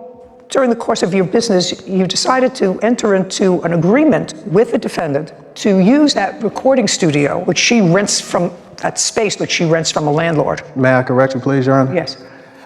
She actually is a facility that has multiple units in it. She runs a studio, and then there's other event space inside of that same facility. Okay, give me an idea of how large the space is. I believe we were quoted something like 5,800 square feet. And so you have a music studio, and around it is other open space. Yes. You decided to go into some sort of a business with her. You wanted to run events. Yes, ma'am. Social events, nothing to do with the music studio. Absolutely not. Is that correct? Yes. And according to you, you gave her $6,000. Yes, ma'am. Sort of front money to start using that space. Yes, ma'am. Subsequent to giving her the money, according to you, there were restrictions put on the space, on the number of people you could have, the kind of parties you could have, etc. No, absolutely. I apologize. Well, you have to pay attention, okay, sir, because what I'm suggesting is really in your favor. Oh, okay. Let me. Okay. So, is really in your favor, so you have to think. Okay. Subsequent to giving her, that means after giving her the money, restrictions were put on the kinds of events and the number of people you could have in the space. Is that true or not true? That is absolutely true. No, that's not. I'll get to you in a second. Okay. And you want your $6,000 back. Yes, ma'am. And that's what it's about. The defendant does not deny that you gave her $6,000. And then I'm going to hear what her defense is. So I want you to tell me, when, for the first time, did you have a discussion with the defendant about going into this business venture where you would front the money and whatever events you would have there, you would reap the benefit, the financial benefit from that? When did you have that discussion with her? Okay, so we met living at the end of August of 2022. We actually signed the agreement pretty fast. We signed the contract agreement on September 1st. May I see the agreement? Yes, ma'am. There was no agreement signed, so I don't know how it could be signed. She keeps arguing that. Just a second. Could you be quiet? Yes, ma'am. Jamar hands the document to Kevin, who brings it to Judy. She reviews it. So in your hands. Shh. That's the studio that she runs? Sarah, you have to sort of explain it, because I don't see signatures. You know, I'm used to looking at contracts where people sign things, but I know you can sign things by DocuSign now. your signature isn't on here. Yes, ma'am. And, That looks like a signature from a DocuSign or some sort of online. okay, is that you? This was a proposal that I did. I do not even own it yet as a DBA. Just a second. It's getting better. Don't say anything. This is your proposal. Now I'm going to read it. Okay. And your masterpiece management. Yes, ma'am. Okay, well, so this is sort of easy. You prepared this proposal. Speak. Yes, after. Just a second. You prepared this proposal. Yes, ma'am. And as a result of this proposal, you received and deposited $6,000. Yes. Yes, well, then you have a binding contract, okay? So that's what I'm telling you. You have a binding contract. And there is nothing in this contract that limits the kinds of events or the number of people or anything else with regard to this space. All it says is business activities, event planning, and event rentals, nothing else. And this is your proposal, so the terms of it are construed if there's any material question, since you prepared the agreement, which became a contract once you accepted their $6,000. I view the terms of the agreement most harshly against you because you prepared the document. And it says this agreement cannot be amended without the written consent of all parties. Yes. Yes. So sign the agreement, you got the money, and then at some point, according to them and according to you, you made certain limitations on the kinds of events, the numbers of people, etc. That is. Now that happened according to you because you do not own that space, you rent that space, and there was a problem with the first party that they threw. Correct. Come on, we're not talking about Gone with the Wind here. We're not talking about a 6-volume masterpiece. We're talking about a yes or a no. Caption coming up. Based upon this proposal, they gave you $6,000, which you deposited into your bank account. That means a contract was created. Oh, that's the agreement. I'm telling you, that's the law. A courthouse. The Judy Justice logo appears. In the courtroom, Jamar, Sean, and Livin. Jamar Foster and Sean Garner claim record producer Livin Mansell broke their agreement by canceling their event. Livin is countersuing for the costs of a recording session. Okay, there was a party that got out of hand. Yes, ma'am. Okay, and after that party that got out of hand, too many people or whatever it was, your landlord complained. Yes. Okay, and it was after that that you told your two partners that We are not partners. Yeah, according to this you are. We didn't finalize the agreement. This is a finalized agreement, madam. I just said to you, I want you to pay attention. This is your proposal. Based upon this proposal, they gave you $6,000, which you deposited into your bank account. That means a contract was created. That's the agreement. I'm telling you, that's the law. Okay. You prepared the proposal, you signed it, they said okay, and they fulfilled their part of the agreement by giving you $6,000, which you accepted. Got it? Got it? And you can't, according to the agreement that you prepared, modify this agreement any other way than a written contract signed by both parties. You can't change the rules. Did you know that this was rented space? We didn't have all of the details about the place. Well, see, next time you should know what you're dealing with, whether she's the owner or whether she's not the owner, whether she's a renter, whether she has the ability to rent out to sublease for events. I mean, all these things, before you give somebody $6,000, you should know that. Okay. And you had one event at the space? No, we actually didn't get an opportunity to throw any events at the space at all. The event that you were speaking of, she had partnered with another group of promoters and individuals to throw that party. So you didn't have anything to do with that? What was it, a Halloween party or something? It was a Halloween party, but that wasn't with you? No, that wasn't. Is that correct? He was part of the Is event. that correct, that No. it was with other people? Yes, it was correct. It was with other people. They were just associated with the event. They worked at the event. And I don't care whether they worked at the event. You received money from other people for an event. Yes, ma'am. Well, let's be clear. And after that event, you imposed additional restrictions on the use of the space. No, Hold on a second. They knew about the event. Hold on. They can't tell me what they knew. This is your contract. They called a fire marshal. My landlord contacted me that the neighbors were complaining. People were parking on their lawns 90 minutes into the party, but it was not their party. Somebody else paid you for it. The next party they wanted to throw involved minors, and I told them absolutely not. Yes, ma'am. I just made it clear what types of events would be approved. Well, you can't do that. I'm just telling you, you can't do that. Ma'am, I'm not allowed to throw events that have out drugs for children. You have to understand something. You can do whatever you want as long as you put it in a contract. You prepared the contract. This contract is silent as to any restrictions on the space for events. So you have to give them their $6,000 back because they didn't have an event. They got nothing of value for their $6,000. Correction, they were managing an artist whenever I met them that they were responsible for paying, so I'm countersuing them for $1,050. Just a second. Okay. $6,000 they get back. Okay. Easy? That's a contract case. Now, you have a counterclaim, and your counterclaim is for $1,000 because you say they owe you that for a rental that they did for an artist that they manage. I provided my services as a recording artist and a music producer for their artists. I provided them with 2 exclusive beats. Well, show me the contract with them. I have. Just show me the contract with them. There's no contract. Judgment for the plaintiff in the amount of $6,000. Counterclaim dismissed. We're done. Thank you very much. Adjourned. I was just trying to have a proposal, not a finalized agreement. Well, I appreciate us getting some type of justice out of the situation. They came in wanting to do multiple things, and I was excited for my small business. We tried as much as we could to help out and make sure that we increase the revenue streams inside of that business. They're actually going to be hosting hookahs with children at your event in your space. I'm not comfortable with that. To ever associate us with any type of drug use or abuse, especially involving children, that was just an inaccurate claim. I think it's better just to part ways. Move over to bigger and better things.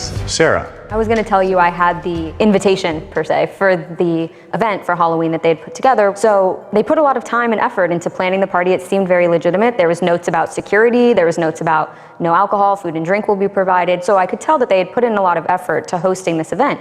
And although it wasn't a malicious breach on the defendant's part, I understand she hosted a party that had nothing to do with the plaintiffs. She got into a little bit of hot water. So to be cautious, she was letting them know, hey, I can't host these types of events with a lot of people. It makes the street too crowded, whatever the reason. However, I disagree with you because I would have given them the full $10,000 that they were asking because although not a malicious breach, and I understand her concern after having the incident with the previous party, but that's not their fault. You believe that the difference between the cost of one venue to another should be ascribed to them. It's interesting, but the $6,000 was to cover a lot of events. This is one event. So I see your point now that you put it that way. Maybe, I just think if you were going to make them whole, they should receive their expectant damages as well, or whatever they relied on based on the contract. I accept your opinion and perspective. Title, Judy Justice. Want justice? Go to judyjustice.com. You worked taking care of his mother. Yes, Your Honor. Did she get paid? No one had their paperwork taken care of yet. He stated out of his mouth he would pay out of pocket. No, Your Honor. You think that she should work for free? You can either make it easy or make it hard. This is Judy Justice. Tracy Gallen is suing her client, Ronald Webster, for unpaid wages while working as a homemaid. Court come to order. All rise. Have a seat, please. Kevin. Hello, Judge. How are you, Kevin? Good. Case 2168, Gallen versus Webster. Thank you. You're welcome. Judge Judy turns to Tracy. Miss Gallen, you are a home health aide. Yes, ma'am. Did you go to any particular school or have any training to be a home health aide? Well, I went to CNA nursing school, so I'm CNA? What is certified nursing assistant. And you've been doing that for over a decade? Correct. Do you need any license in the state where you're from in order to be a CNA? CNA, yes. Caregiver, no. But you have a license from CNA? Yes, ma'am, and also have a license for a medical assistant. Now, there came a time when you answered some sort of an ad by Mr. Webster. Mr. Webster had a mother who was ill and needed some assistance in caring for her. Are you a working man, sir? Yes, Your Honor. What kind of work do you do? I'm a caterer and a DJ, and also a driver. Do you get any salary from any of those jobs? It ranges from job to job. Usually, how much? For DJing, a couple hundred. Couple hundred for how many hours? It's basically by the job, the location, things of that nature. So it can vary. Caterer. Catering, we're building a family business, so basically getting started with it. Probably made as much as $1,800 before for a catering event. So again, it was brand new prior to the pandemic. Okay, and what's your steadiest source of income? Driving as of now. How much do you make approximately an hour driving? Now, probably $22 with the subtractions for $22 an hour? Yes. Is that with or without your tips? That's with tips. Did you always live with your mother? I lived with her for quite some time. Say within the last 10 years. Within the last 10 years, I moved out 3.5 years ago. Due to illness, I was staying with her, so I was not really able to work. During that time, I went to school to become a caterer, cook, etc., culinary school, business school, because I did have aspirations to open a restaurant eventually, or a catering business eventually. So you didn't live with your mother for the last 3.5 years? No, Your Honor. What kind of illness did she have? My mother was diagnosed initially with COPD. I forgot exactly what those words are, but it's a pulmonary, it's with her I know breathing. it's COPD, it's a pulmonary disease. You're better than me. Then there's also emphysema, along with some other things that I was not made aware of until she passed away. How old was she? 68 years old. A kid? Yes, Your Honor. How long was she bedridden? From when to when? November 23rd until her death date of April 30th. So all the time that the plaintiff took care of her, she was bedridden? Yes, Your Honor. And was your mother pretty strong-willed? Yes, very much so, Your Honor. And the COPD and emphysema was in all probability, at least in part, if not in all, attributed to her smoking. Yes, Your Honor. Now, according to your complaint, Ms. Gallion, you worked for Mr. Webster in taking care of his mother, with whom he didn't live. Is that correct? Yes, Your Honor. Did anyone else live with her? My son lived with her. How old is he? He's 29 years old now. What does he do? He was working at the time for Tesla. He was, but he's no longer. No longer. But at this time, he was working for Tesla? He was working for Tesla. The whole time? Yes, Your Honor. The whole that time right? from being released from the hospital up until her death day, yes, Your Honor. Now, the house belonged to your mother? Via rent, but yes, Your Honor. She rented it? Yes, Your Honor. She was a rentor? Yes, Your Honor. So her grandson just stayed there with her? Yes, Your Honor. So he slept there, and you were supposed to come during the day? Yes, Your Honor. Monday through Friday? Monday through Saturday. Okay. Now, do you have the ad that you got from the defendant? I do. May I see it, Kevin, please? Kevin collects a document from Tracy, then brings it to Judy, who reviews it. Thank you. I also have the messages, Your Honor, from that ad. Let me just read this. Okay, so you were asking for somebody good to take care of your mother because she was a great caretaker all of her life. Yes, Your Honor. Very nice. All of my life. All of your life. Yes, Your Honor. And in it, he says IHSS for now. Would you explain what that is? It's in-home supportive services. From the federal government or the state? From the state, if I'm not mistaken. And you are from the state of? California. Well, this is what he wrote. So when you spoke to him with the same parameters of your employment as contained in his ad, that you would be working for IHSS for now, maybe more in the future. I don't know what that means. I assume it means that if it works out, you'd be paying her in addition to what she was making with IHSS. No, Your Honor, I don't. What does it mean? IHSS for now, Yes. maybe more. What does that maybe more mean? I honestly can't recollect what that meant. I am aware that I did send that text message or that Facebook post. Is there anything in any of the text messages you have that indicates what maybe more is? Yeah, just verbally, he stated out of his mouth that anything extra, him and his son would pay out of pocket. Okay, extra like what? Extra hours, if the hours that I agreed to work to, if it needed to be extended, my traveling time, my toll from where I was driving from, he was supposed to reimburse you. Yes, ma'am. Is that correct, sir? No, Your Honor. Now, you started working when? February 24th was my first day. From February 24th until April what? 23rd. And that was 6 days a week? It varied because depending on my schedule, so every other week I would work Monday through Friday, and then the additional weeks I work Monday through Saturday. So it's between 5 and 6 days a week. And how many hours a day were you working? 5. So when you came into work, was the grandson still there? Sometimes he was, sometimes he wasn't. And if he wasn't, Miss Webster was alone? Correct. And when you left, was she alone? Yes, ma'am. And then hopefully the son came back to assist her at night. From my understanding, there was another caregiver that was supposed to be there at nighttime, which I never saw, so I'm not sure. Did you have another caregiver there at night? Yes, Your Honor. And who was that? Her name was. How long was she there? You mean her work time or her duration of employment? Duration of employment. The same time that Tracy started. Did she get paid? I'm not aware of. Just a second. Did you fill out papers for? Your Honor. That says it. No. If you didn't fill out papers for her, then either she was working for nothing or she got paid from you directly. Before you answer me, you had a nighttime person who was hired at the same time the plaintiff was. Either she was paid from an agency, or she was paid from you, or she did it gratuitously. What was it? Caption, coming up. Had your son ever applied to be caregiver for your mother? Think carefully before you answer that question, because this one knows all. Had your son ever applied to be your mother's caregiver? Yes, Your Honor. Yes. Oh, makes it so easy. Whitney grins. The courthouse. The Judy Justice logo appears. In the courtroom, Tracy and Ronald. Tracy Gallen claims her client, Ronald Webster, owes for unpaid wages. Now, the agency, was she paid from an agency? Yes. Don't say yes if she was not. If she was not paid by the agency because she didn't get paid, then say she never got any money from the agency. And if you never filled out any paperwork, she couldn't have gotten paid by the agency. Correct. Well, why don't you just... Let me rephrase that, because this is where the trepidation comes along. Neither of the caregivers were properly inputted into in-home supportive care system. So there's an allotment that is allowed where caregivers can work in hopes of having a large lump sum payment once they get their paperwork, background check, and everything else taken care of. So up until the 29th, no one had gotten paid because no one had their paperwork taken care of yet. So it's on the 29th when that starts to come about. So I personally never signed any paperwork for neither of the caregivers. It's not true, Your Honor. Just a second. That's what he's saying. So he signed no paperwork. And she worked for you from February to March, March to April, for 2 months. How much did you pay her in the 2 months that she worked there? Out of my pocket, I paid her $110 with a caveat. It was the first time that she worked on a Saturday. I asked her to do so because I had... Just tell me how much you paid her. $110. Anything else? Because I had a calendar DJing event. I was not feeling anything up until that point. Mr. Webster. Yes, ma'am. Yes, Your Honor. You seem like a nice man. It's going to cost you money. You can either make it easy or make it hard. From February to April, did your son work? Yes, Your Honor.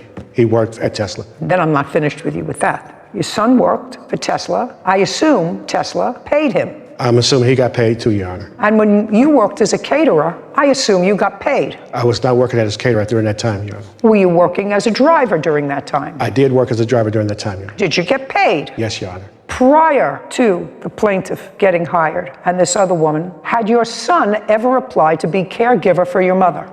Think carefully before you answer that question. Think very carefully, because this one knows all. Had your son ever applied to be your mother's caregiver? Yes, Your Honor.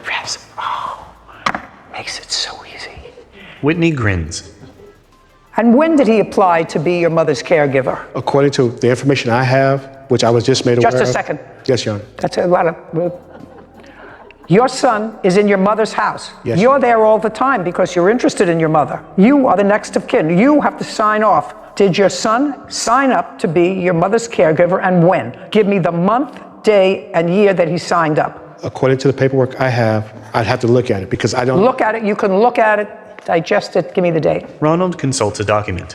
See, Sarah, it's what's on paper doesn't always make sense, right? Yeah. You know? You figure it out along the way. Follow the money. Yeah, always. Always got to follow the money. Leads you right to where you want to be. Let's go. According to the paperwork I have here, his paperwork was started on August of 2021. When was it signed? It does not state that. And she started working in February. Is that right? Yes, ma'am. So between August and February, Mr. Webster, who took care of your mother? My son lived with her. He's, according to this, I was not privy to this information before. Let me understand something. Yes, Your Honor. This is not a House Select Committee investigation, sir. This is just a court where I'm trying to figure out who took care of your mother, who was unable to take care of herself from August until February when you got another caregiver, and whether that person was signed up to get in-home health benefits. So the answer is, partially I know that your son, who lives with her rent-free. No. I'm sorry, not with my mother, not rent-free. Lives with her, yes. Maybe not, then maybe Kevin and I are paying the rent. You never can tell. I don't know how much, and I can't ask you how much money your son made between August and February, but maybe she got a little too difficult for him to deal with, because at the end stages of being sick that way, you require a lot more help than you want your grandson to take care of. And so you needed somebody else. Now, I've just about, Mr. Webster, reached the end of creating the picture in this case, but the plaintiff was there, and so far you've given her $100 in 2 months. You got paid during that time period. Your son, who worked for Tesla, got paid during that time period. You can bet your bottom booty that I got paid during that period because I worked. Nobody said to me, well, you didn't get your form in right there. We're not paying you. Well, you're not paying me. You can find me today getting my pedicure. She stayed, even though she didn't get paid. Now, if she didn't work for you, could you or your son have gone out to do their other work? Or would you have left your mother alone? What would you have done? Possibly made other arrangements, Your Honor. Possibly. Possibly. You mean get another sucker to work for free? You think that she should work for free? You think that she should work for free? No, Your Honor, but I don't think she should smoke cigarettes with my mother alone. Listen, you have the counterclaim. Your counterclaim is stupid. Okay. Your counterclaim is stupid. You just told me before your mother is the kind of woman that would do exactly what she wants to do. And what you think yourself, since you're not there and off doing your thing, somebody who's terminally ill, not getting better, you knew that, right? I did know that. You did know that. And if your mother chose an easier way to go than the one you selected for her, that would have been her prerogative. That's also a fair statement. Yes, Your Honor. Okay, so you didn't like the caring that she did for your mother, but actually her leaving had to do with your not paying her. You didn't fire her. Okay, let's put it this way. Did you fire her? No, Your Honor, because I did not have the power to do No, so. you did not fire her. No, Your Honor. That's not true, Your Honor. Who is Ron Webster? I am Ronald. You hired her. No, Your Honor. Well, this is you. Need a good caregiver for my mom. Need. That means I need. Yes, Your Honor. Okay. Now, let's go to one other place. Okay, and then I'll let you talk. Right now, it doesn't seem to be that you're losing, right? Yes, Your Honor. Tracy grins. Caption coming up. In March, Miss Gowan, where's my money? You know, I'm taking care of your mom. There's no money. What does he say? He kept blaming it on IHS. He needed to talk to them, and IHS just kept responding to me and was just like, he's crazy.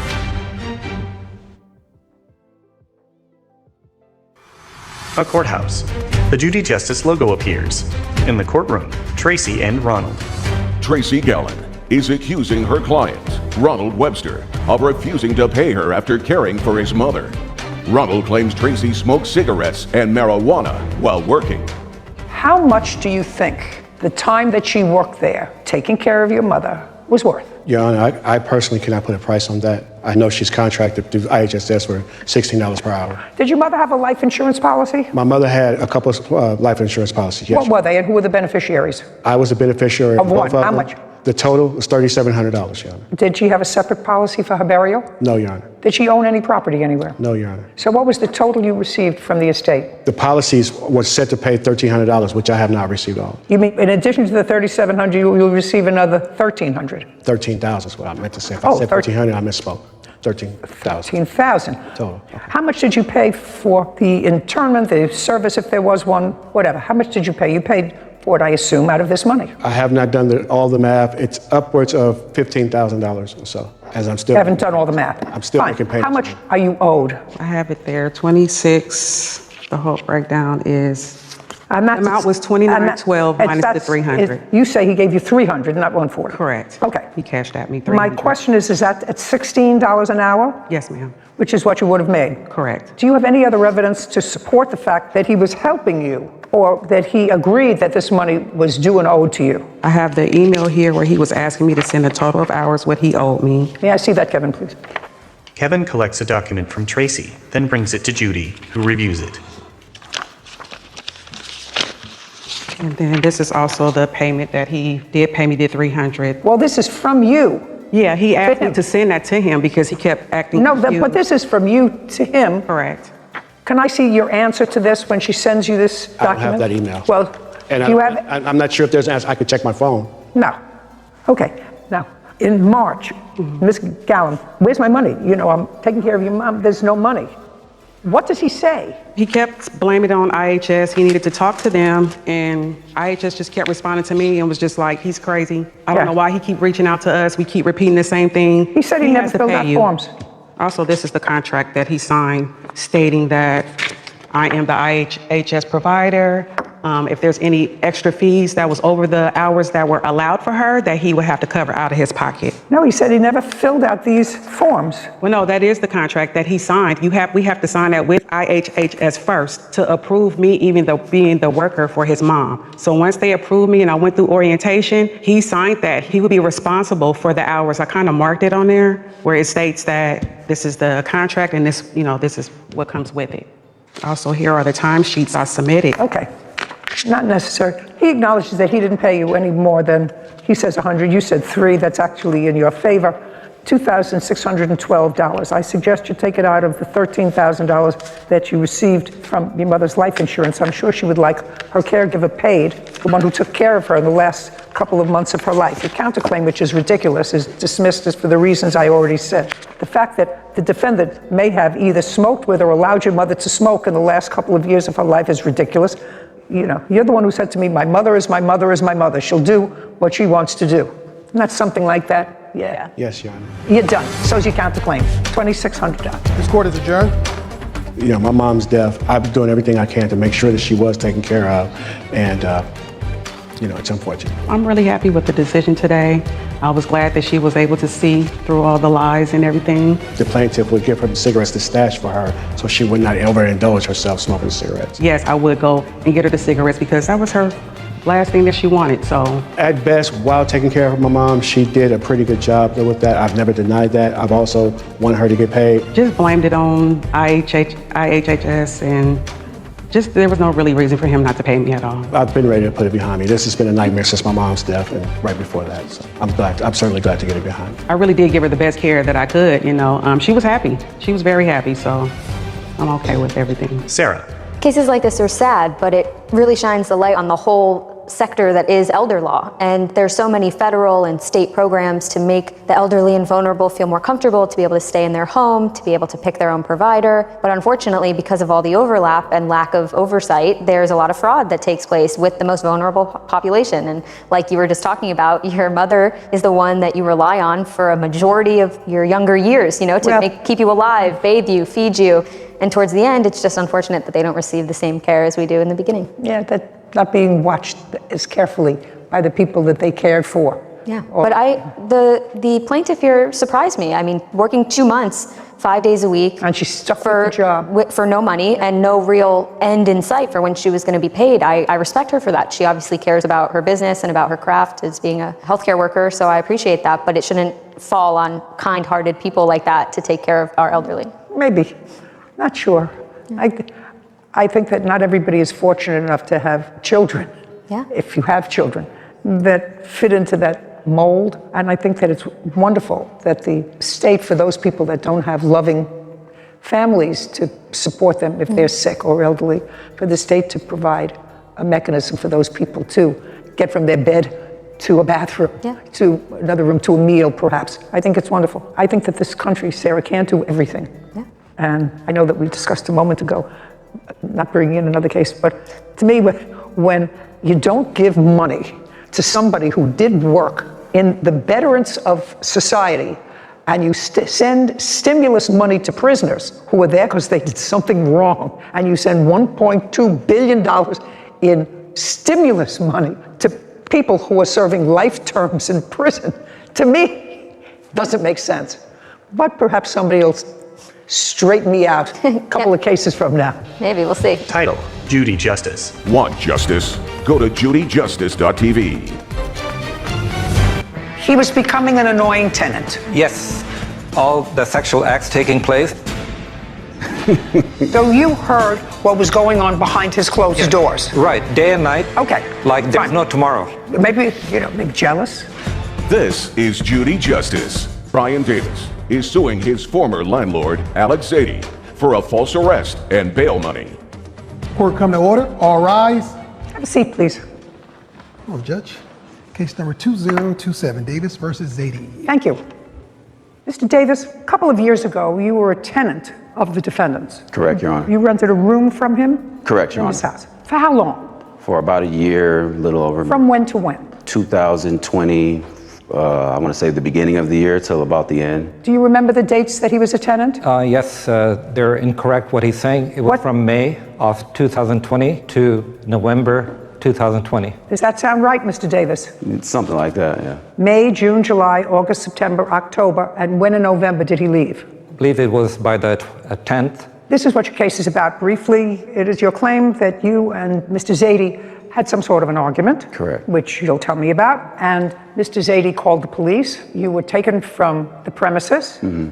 You were arrested, spent the night in jail, mailed yourself out. And this happened in 2020. Correct. In November of 2020. Your lawsuit is for false arrest and actual damages. You had to post bail and for filing a false police report. The reason that you have delayed for 2 years in bringing this case against him is because you say you had another action pending. Correct, Your Honor. What was the nature of the other action that you had pending? It was a speeding issue with the police. Well, it's not a speeding issue with the police. Were you stopped for speeding? It Were was you 28. arrested for speeding? Yes, I was, Your Honor. You were arrested for speeding. Yeah, and they called it a 2800 VC, if my memory serves me correct. Well, I don't know what that is. It's, I guess, evading. Look into it. In what city and state do you live? Irvine, California. Let me understand this. Very few people are arrested for speeding. You remember what you were arrested for, sir? You weren't arrested for speeding. They called it evading an officer because I didn't pull over right away. So you were evading an officer. Let's try that, Sarah. Evading a police officer in a vehicle. It's vehicle code 2800-1. Yeah, there it is. Okay, what does it say? Prohibits evading an officer in a vehicle, which means willfully fleeing from a police officer. When the officer is pursuing the person in a car or on a bike, the offense is a misdemeanor punishable by up to 1 year in jail. Okay, so you had a misdemeanor pending, right? Anything else? No, that was it. Anything else historically? Yes, I did have historical priors and cases and stuff from my past. Yes, I did. Recent past or distant past? Distant past. How distant? Years. I want to say 2004. Okay. Yeah. Don't have to go into 2004. So you had this case pending and you felt that it was inappropriate to bring a civil case against him. Yeah, because I didn't want the cases to intertwine, Your Honor. They weren't going to intertwine. The case that he brought against you was eventually dismissed. Correct. In what month and year was it dismissed?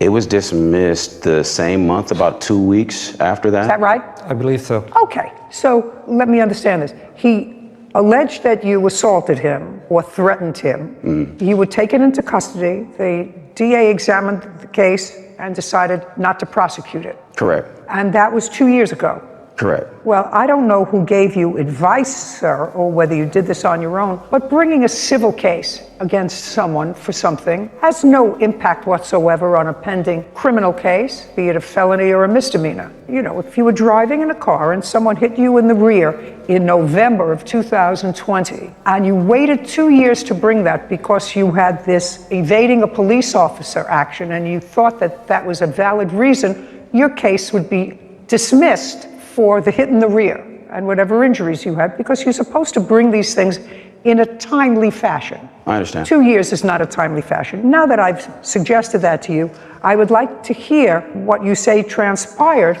in November 2020 to the best of your recollection. On November the 9th, 2020, me and my former landlord, Alex Aditi over here, we had an argument about a guest that I had over. Okay. You had an argument over the phone or in person? Over the phone. Tell me how that phone call was initiated. He texted me some things and I called him because I wanted to. Okay, he texted you. Do you have a copy of that text? No, I don't have the text. Do you recall what that text said? Yes, I do. Tell me what it said. I told him that he has to get his girlfriend out of the house because she's been coming in every day and night, staying there. Okay, so you said, in effect, I rented you this room, not your girlfriend. Correct. You got to get her out of the house. Yes. Okay. I had Do you remember her already name? addressed to him Just a second. Do you remember her name? Not.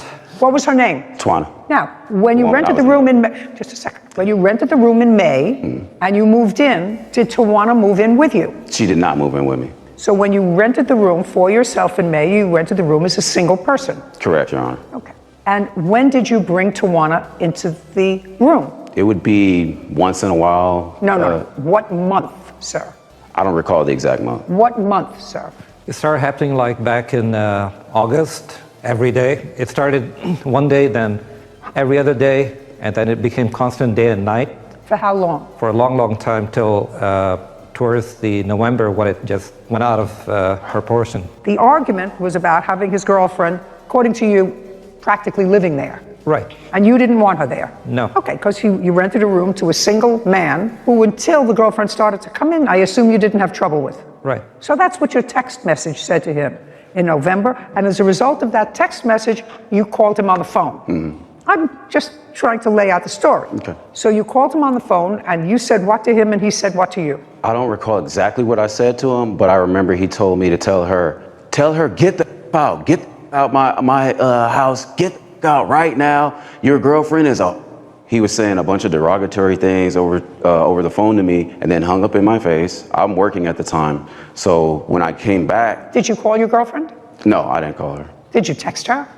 We speak regularly. We were talking all No, the time. then. Yeah, she knew about it. She did. Don't tell me what she knew. I just asked you if you texted her or called her. Yeah, I did. You did. And when you texted or called her, was she in the house? Was she in your room? No, she was gone already at this time. When we Is were that- arguing, just she a was. second. Is that because he told her to leave? No, she was leaving already. She had work to go to. She wasn't living there. She had her own place and job in Lakewood, California. And I would tell him that all the time, but he would always insinuate that, oh, no, she's living there. I'm like, no, she's not. She pays $2,000 rent. He lives in the house with you. Right. Now, before Tawana, had you had any difficulty with him? You Not moved at in all. May. May, did you have any difficulty? No. No. June, did you have any difficulty? No. July, did you have any difficulty? No. No. You didn't have difficulty until Tawana came. Mm-hmm. Well, that was the difficulty. Mm-hmm. So he told you in a very rude way, if I accept that, to get Tawana out of his house.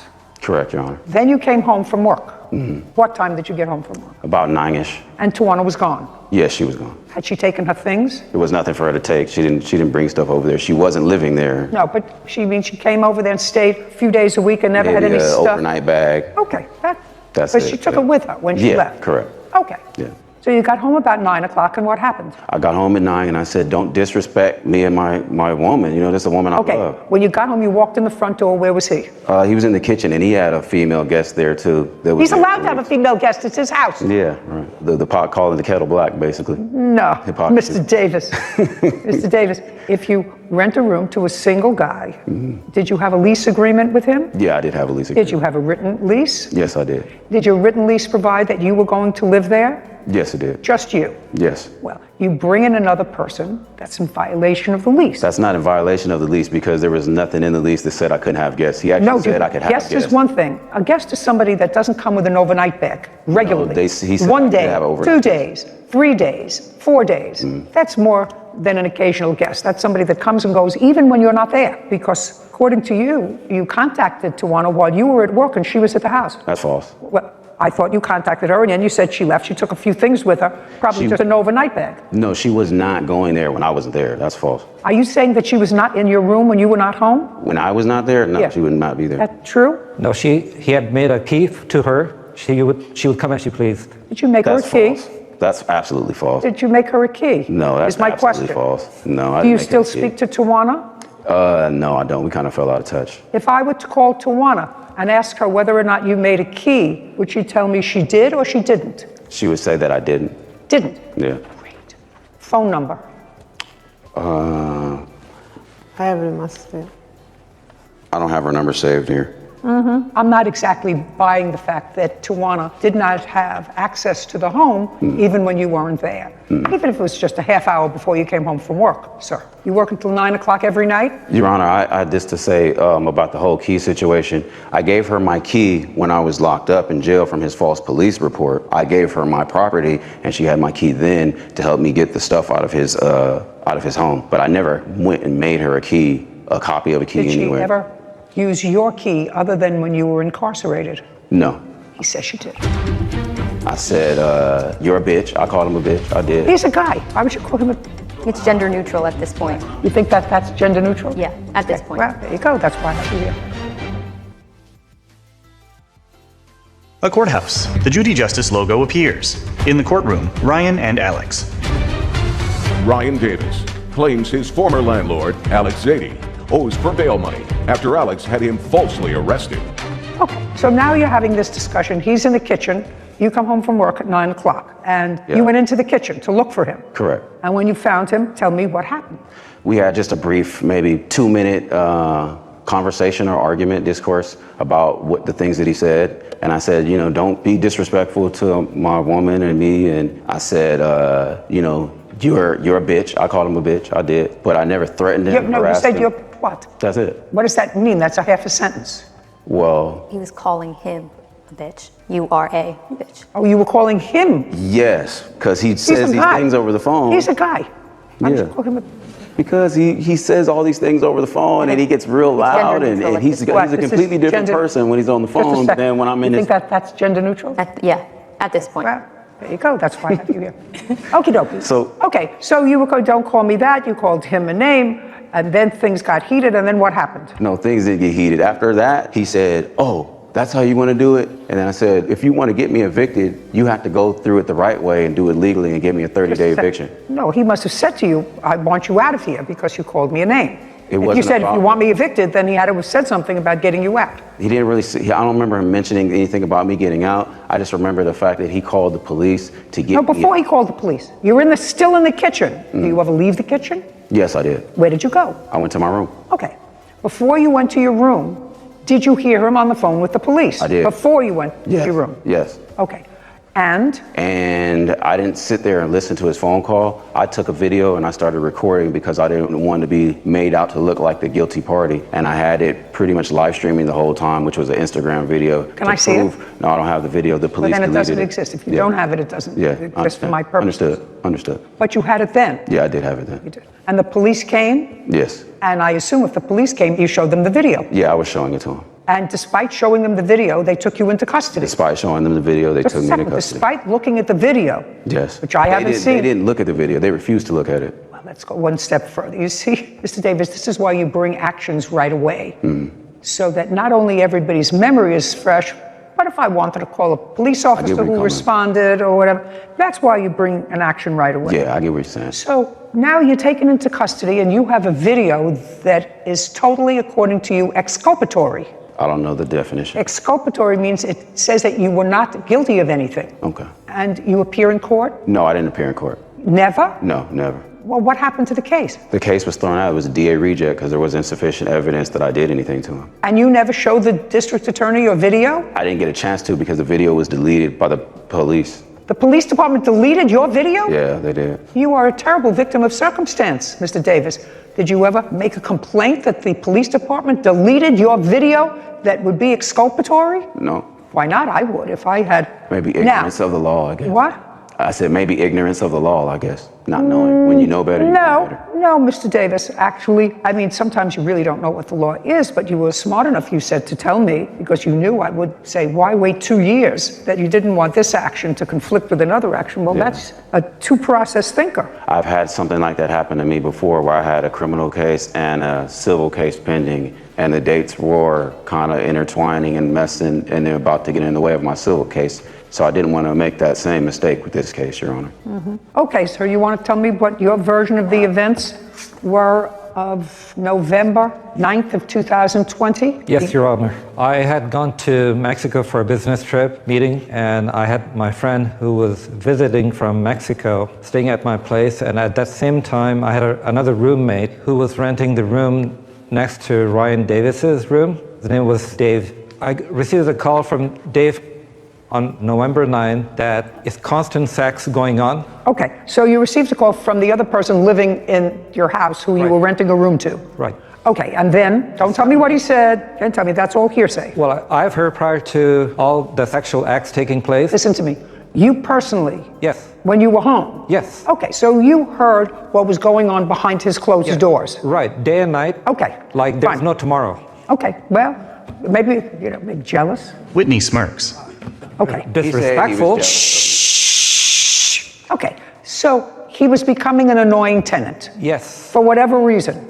Yes. Keep going. You sent him a text, he called you, you had heated words, he comes home from work, you're in the kitchen. Yes. He comes into the kitchen and I told him, Ryan, we've gone through this many times before. I've addressed this to you about your girlfriend coming here all the time, day and night, and now she's here every day. What he was doing was sneaking her in late at night, and that's how I wouldn't know that she snuck back in. There were times I came home from work and she was already there when Ryan wasn't even there, so she had the key, obviously. Okay, now let's go to November 9th. November 9th, I confronted him. I said that this is just way too much. My other roommate wants to leave. He cannot take it anymore.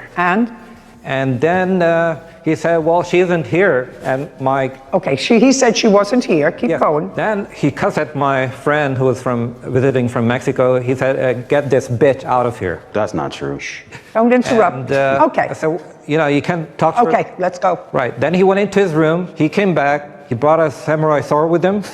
And he flashed at me. I'm going to slice you in half like a butter. Okay. What? And I'm like shocked at that time. Don't know what's going on with him because he's just changing character. I'm scared of my life. I'm scared of my guests.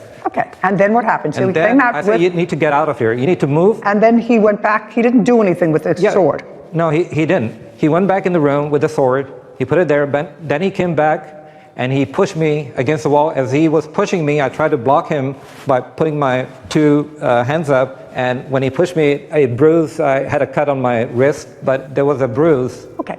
And Now, I at what said, I'm point... going to call the police. Okay, so you called the police when he came back out of his room the second time, this time without the sword. And the police took a report. Yes. Do you have that report? Yes. I'd right like here. to see it. Alex produces a document. Mr. Davis, do you have a copy of the police report or I any have it right follow-up here, too, report? Your I'd like to see that too. Kevin brings Ryan's document to Judy. Mr. Davis, where did you get the sword from? My girlfriend at the time, Which girlfriend? Twana. When did you get it for you?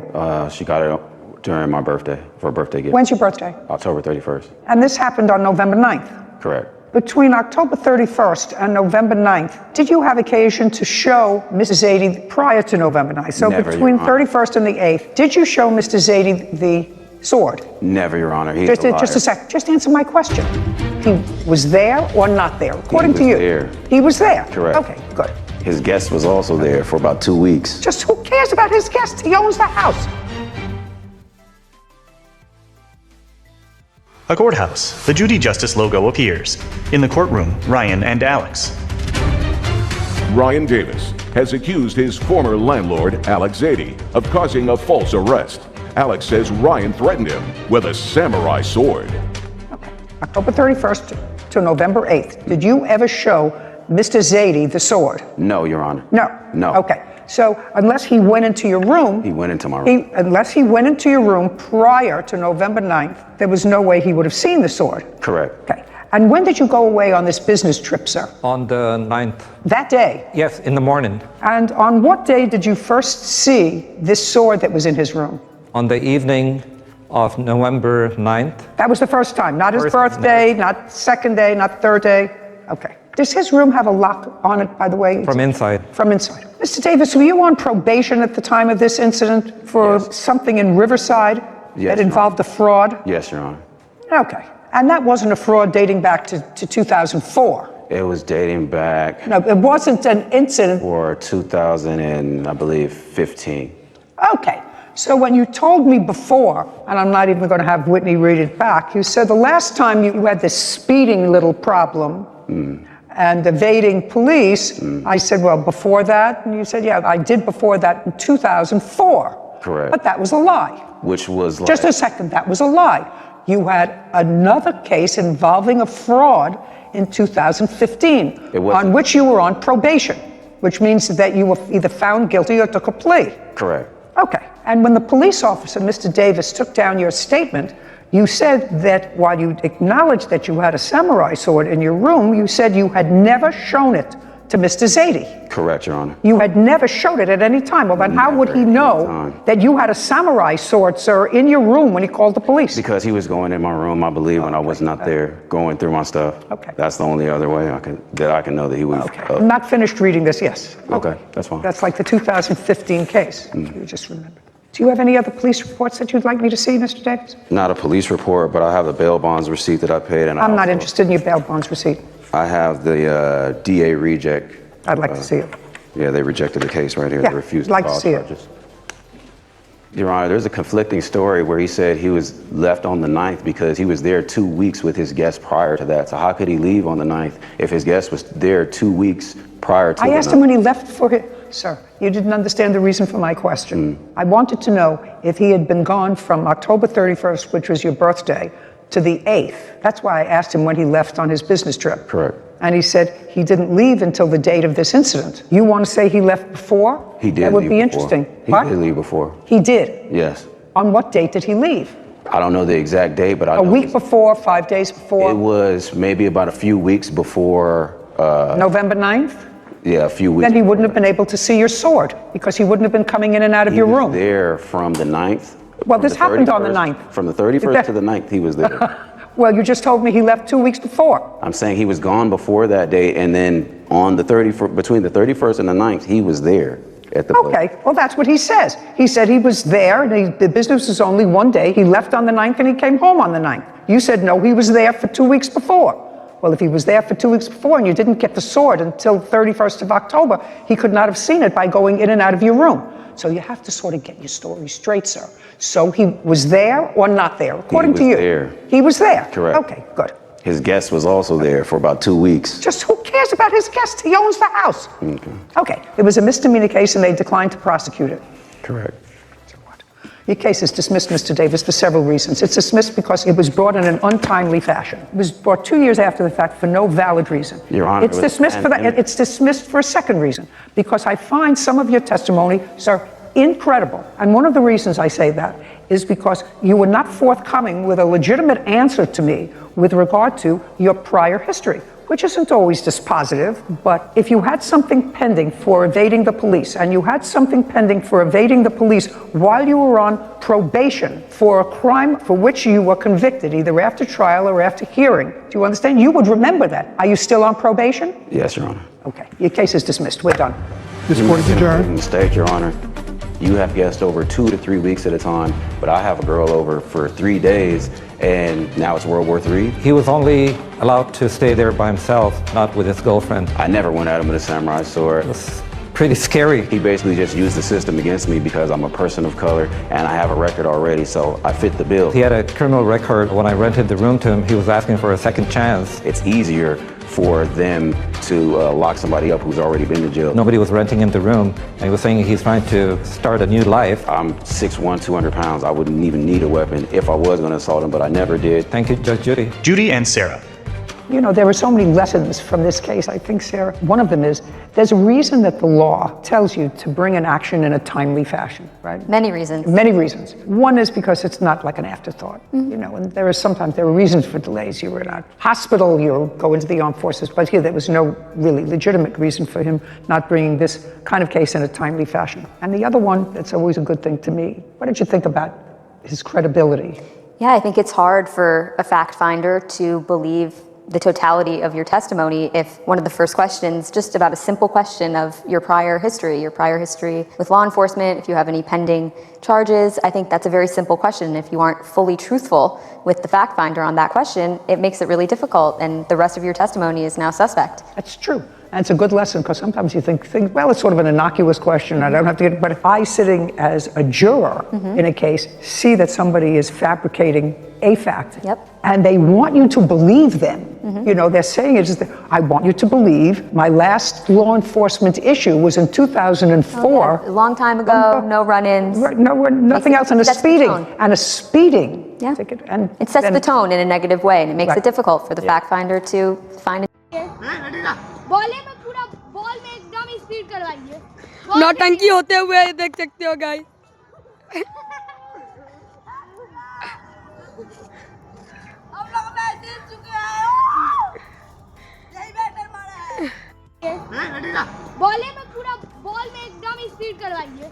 नौटंकी होते हुए देख सकते हो guys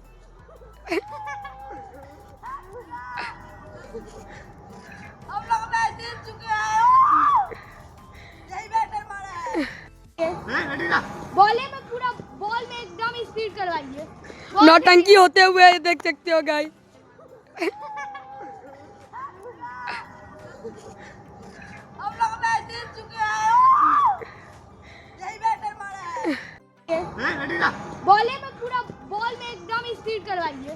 नौटंकी होते हुए देख सकते हो गाइस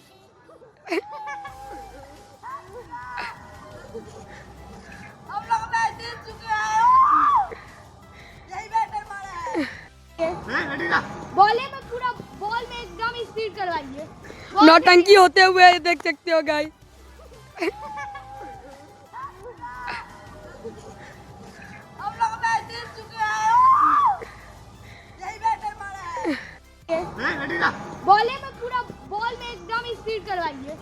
नौटंकी होते हुए देख सकते हो गाइस